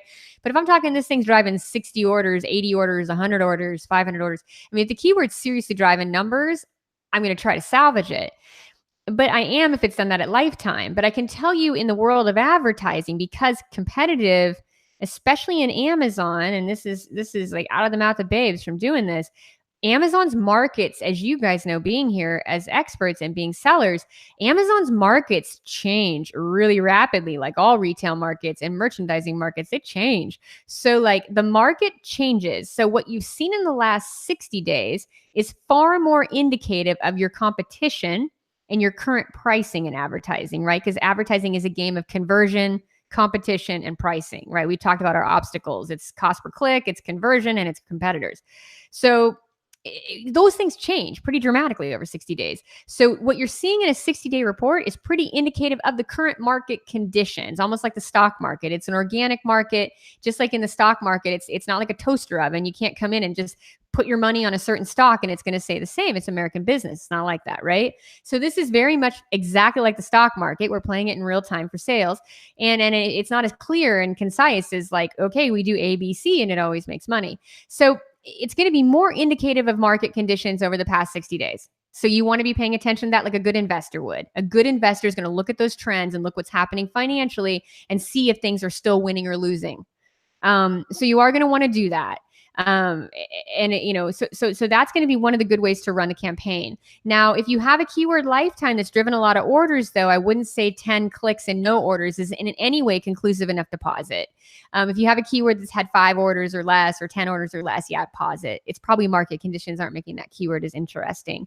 So without question on the date range, I like to look at the previous month, the previous 30 days worth of data and I give myself like a 5-day window. So say I'm looking at data today over previous 30, I'm going to set my date range from July 25th to August 25th, right? I'm definitely going to go ahead and have a look at that. That's going to be my first date range. If I'm looking in the campaign manager, because if you got this in a keyword report and you're trying to make this decision, you're probably in the campaign manager. So I'm going to look at the previous 30 days. Then I'm going to look at the previous 90 days. And if it looks like bad on both 30 and 90 day sorts, that keyword's gone, regardless of what it's done historically. If it's driven a whole bunch of sales, it just goes into buy at a capped CPC. I don't pause it. If it hasn't driven a lot of sales, I just pause it. And then again, if it's driven tremendous sales over lifetime, I might give it a little more room if like even the 90-day looks promising. But more importantly, I go ahead and I reduce that bid and put it in buy. Okay. All right. Let's see here. Okay, so let's do the rephrase question, and then we're going to do the step-by-step, and I think we've got everybody covered. We do. And I see a good one coming in here from Fanner. You're asking me about organic sales data. You really don't get it. The word tree reports give you organic sales data. So if you're getting a keyword report that's got organic in it, I think Wordtree is really a good one for that. And then all of the data you're getting is mostly organic, but you're kind of sorting it down, right? You're getting organic, obviously, keyword data off Amazon and Helium 10 and Wordtree. But we're not looking at that data. We've already got our filters in place. We already put in, okay, don't show me men's, don't show me pants, don't show me juniors. Okay, show me just women's. Okay, drill me down to skinny. You guys have learned how to do good research. What I'm trying to say is someone from Amazon internal is going to send you blanket broad sales data that's not filtered, and they're going to give you a lot of general keywords they think you should bid on. And that's not a good strategy for advertising. Unless you have an unlimited budget, and even then it's still not smart because you could use the budget to make yourself more money. All right. Okay, so the rephrase question. Andrew wants to rephrase his indexing question that was posted before. Okay. I don't think he was clear. Yeah. If say you are bidding on the keyword skinny jeans, broad match type, and let's say the customer search term was medium skinny jeans, would your listing index and get impressions for medium skinny jeans, even if you didn't have the word medium anywhere in the front or back end? Or will you not index and get impressions for the customer search for medium skinny jeans if you don't have the word medium in your listing? If you're doing advertising and you put the word skinny jeans in as broad match or phrase match, you will, without question, get some advertising visibility on medium skinny jeans if that keyword is searched enough and it's clicked on in the ad network. You will get that. If you're doing this organically and you have to show up on the word medium, you need the word medium in the back end. So in bidding, you get to tell the algorithm, broad and phrase match this guy up to anything that seems like this. You don't get that with the back end. With the back end, they're matching keywords to keywords in real time. They're taking the customer shopping search and they're looking for the products that match it in real time. So without question on the back end, every keyword that you need to be visible on that will most likely convert to sales though, and be completely relevant to your product. You once again cannot ding yourself and index for keywords that don't sell for you because you will get bad sales history. But if the word medium through all good decision-making is most likely going to convert to sales for you, it should be in your back-end search terms, without question.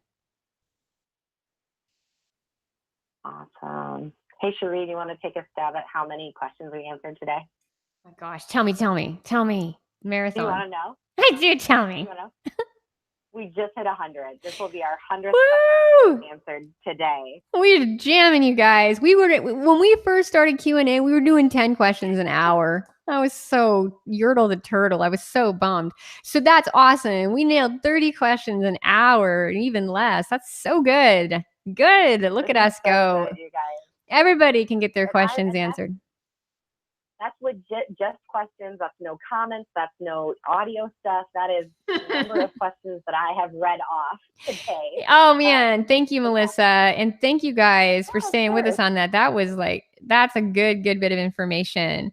So you guys, I think we're gonna have to.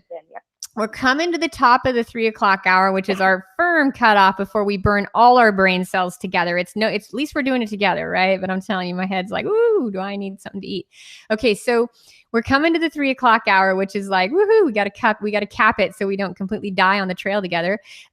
Here's what I think, though. I think I want to nail that step by step and make sure I can give it based on his question. Thank you. And then I think I've got a few more trailers coming in by Lure and David.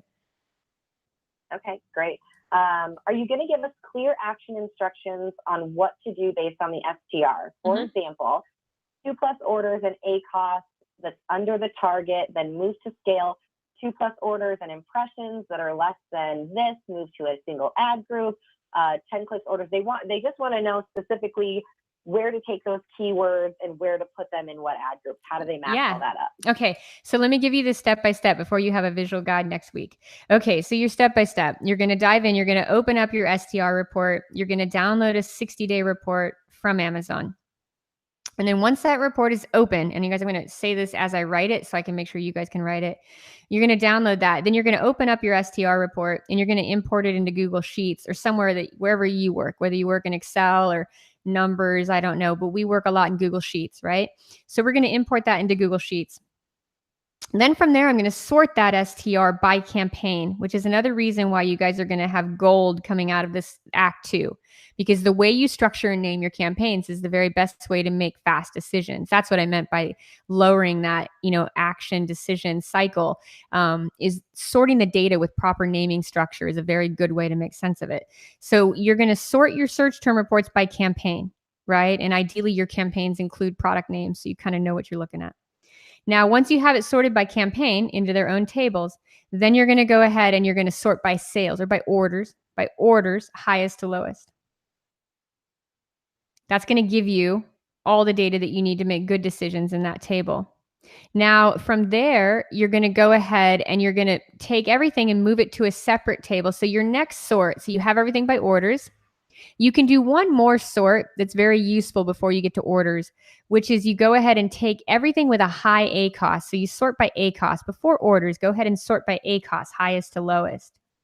Go ahead and move everything above your target ACOS to its own table, right? Just insert some rows, move it down so that you're not even looking at the high ACOS stuff. Boom. You've got just on target ACOS in its own table. Go ahead and sort it by orders, highest to lowest. Now from there, that's all you got to do to sort. So now, of course, you've already separated your manual and your auto. They're kind of separate little projects. We put them in 2 separate sheets. This is just your manual. Just focus on manual at first. So you get into your manual. It's a phase 1 kind of thing. And you're going to go ahead and you're going to take all the keywords, that have a good amount of search volume and orders, right? Orders. Just focus on the orders column, highest to lowest.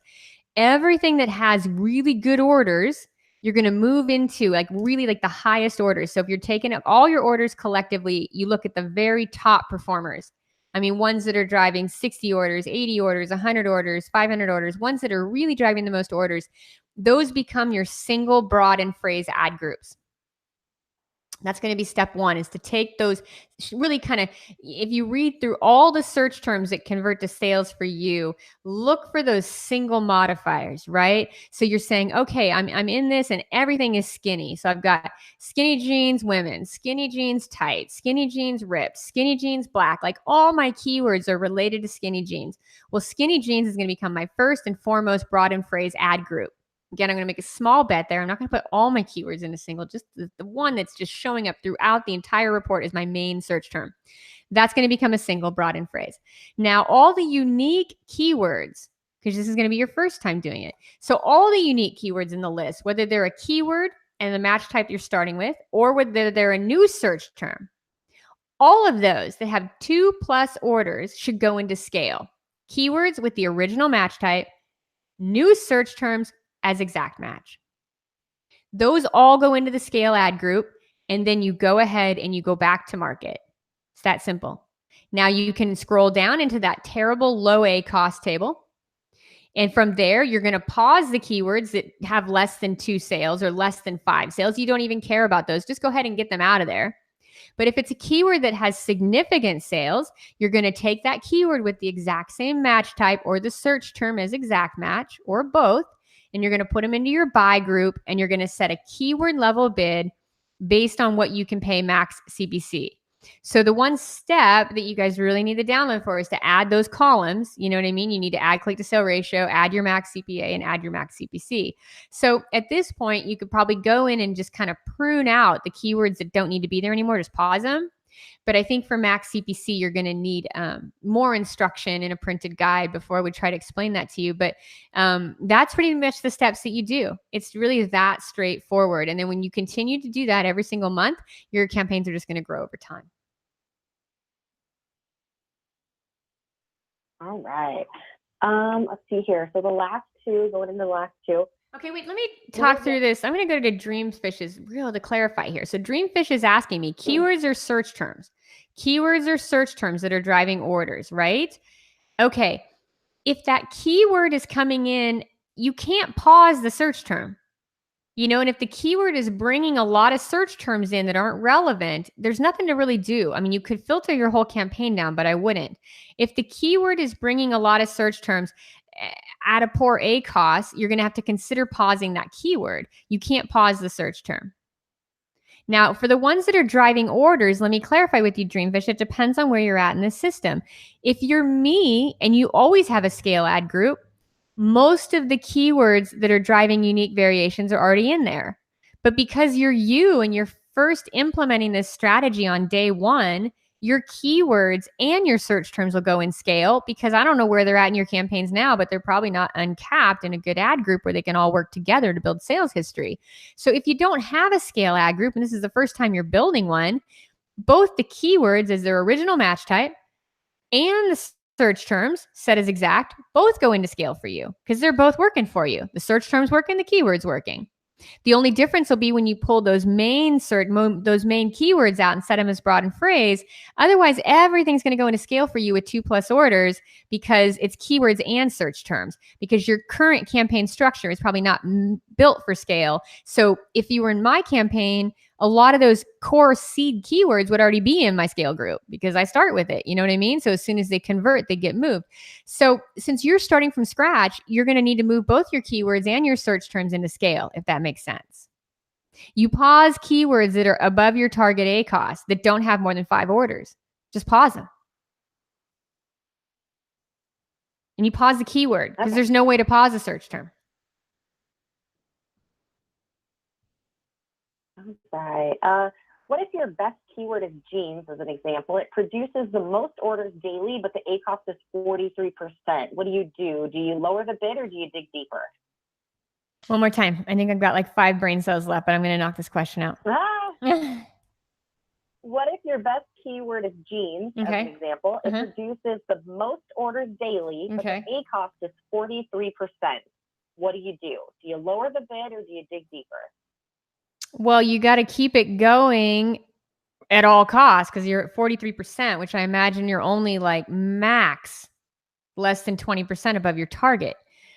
So 43% is nothing to be scared of. You can adjust that guy with CPC bidding. I mean, with good bidding, that can be fixed. So if it's got that many orders on it, get it into its own ad group in the match type that you're running, the exact match type, exact keyword into its own ad group, set the bid where it's at now, let it run for a while, and then start to slowly decrease that bid.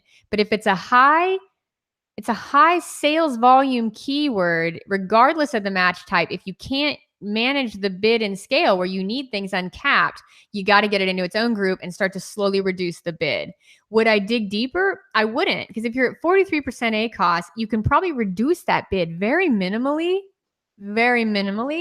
and still end up with a good performing keyword that drives a ton of sales and get all the search terms off it and do it profitably. So I normally would say that you keep digging on that keyword, but get it somewhere you can manage the bid better. All right. And Lure VIP had just a quick follow-up on her question, and then I think we can probably wrap for today. Sure. Looks like. Carolina just said, when you talk about slowly decreasing the bid, how often is that? Hours or days? You know, with lowering your bid, I would do just a few lowerings per day. I would do it very incrementally, like 10 cents. Go up fast and go down slow. When you're increasing bids, you could be very aggressive. When you're decreasing bids, be very, very gentle. So 10 cents, a couple times a day, check it the next day. Really be gentle with it as you decrease the bids. All right. And Lure VIP says, you answered my question earlier about restructuring my new campaign into shop, browse, brand, instead of the 3 existing ad groups. But when I restructure into shop, browse, and brands, should I bid higher on those ad groups and pause my broad phrase and exact ad groups, or reduce them slowly? No, if you haven't had a lot of traffic, luckily you told me the whole picture on this. So you said these are fairly new campaigns. You're at 30 days. Don't even worry about that. Like you don't have enough traffic for it to matter. If this were a lifetime campaign, it would matter. You know, if you've been running this for like a year and a half, just a poorly structured campaign, but you know, it's spending money, but not doing much, that's different. But this is like a 30-day thing. You have no problem with that. I would go ahead and pause them where they're at now, get them rebuilt into browse and shop. You don't have enough data to go buy or scale. So just brand and browse and shop. Browse is for your most general. Shop is for your most targeted. Brand is for your own brand keywords. Go ahead and put all match types in the relevant group depending on where they're at in the cycle, using the example of jeans, women's jeans, skinny jeans. Get them in there and then bid the most on your brand keywords. Tier that down by maybe, 60 cents. Tier it down onto your shop keywords, and then put an even lower bid on your browse keywords.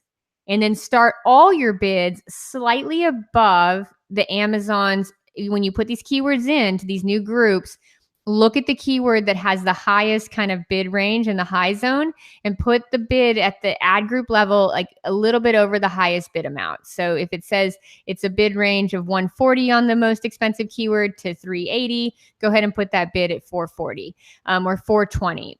So you want to be sure that you're bidding a little bit over the suggested bid range high to start out. Go ahead and get those tiered down. Bid more on brand, less on shop, even less on browse, and you should be good to go. And I remember you sent the most awesome feedback last week, and I read it, and thank you for that. And I wanted to say that you had said that that you were at a place where if you couldn't make it work, that you would, you had to just call it quits. And I would say that in my world of advertising, which is brutal, I have a very brutal career. I would say you never call anything quits, because the best we can hope for is that we can learn and be better next time. So I would say that everything is a learning experience, and that you should never fully quit anything, because you really have to take away everything you learn and just get better over time. So I would say that in terms of, I see it in my ad campaigns and I see it in myself, but definitely in the ad campaigns, you need to treat it as a learning cycle and just be better all the time. And then have no quit in you, because I think no quit is the only way to ever get anywhere. At least in the world of advertising, it is. It's a no quit game, right? It's hard, but it's a no quit game. You just take the information, you take the data, and you just do better next time. But that would be my thing. But your feedback was awesome, Laura, and thank you so much for bringing that.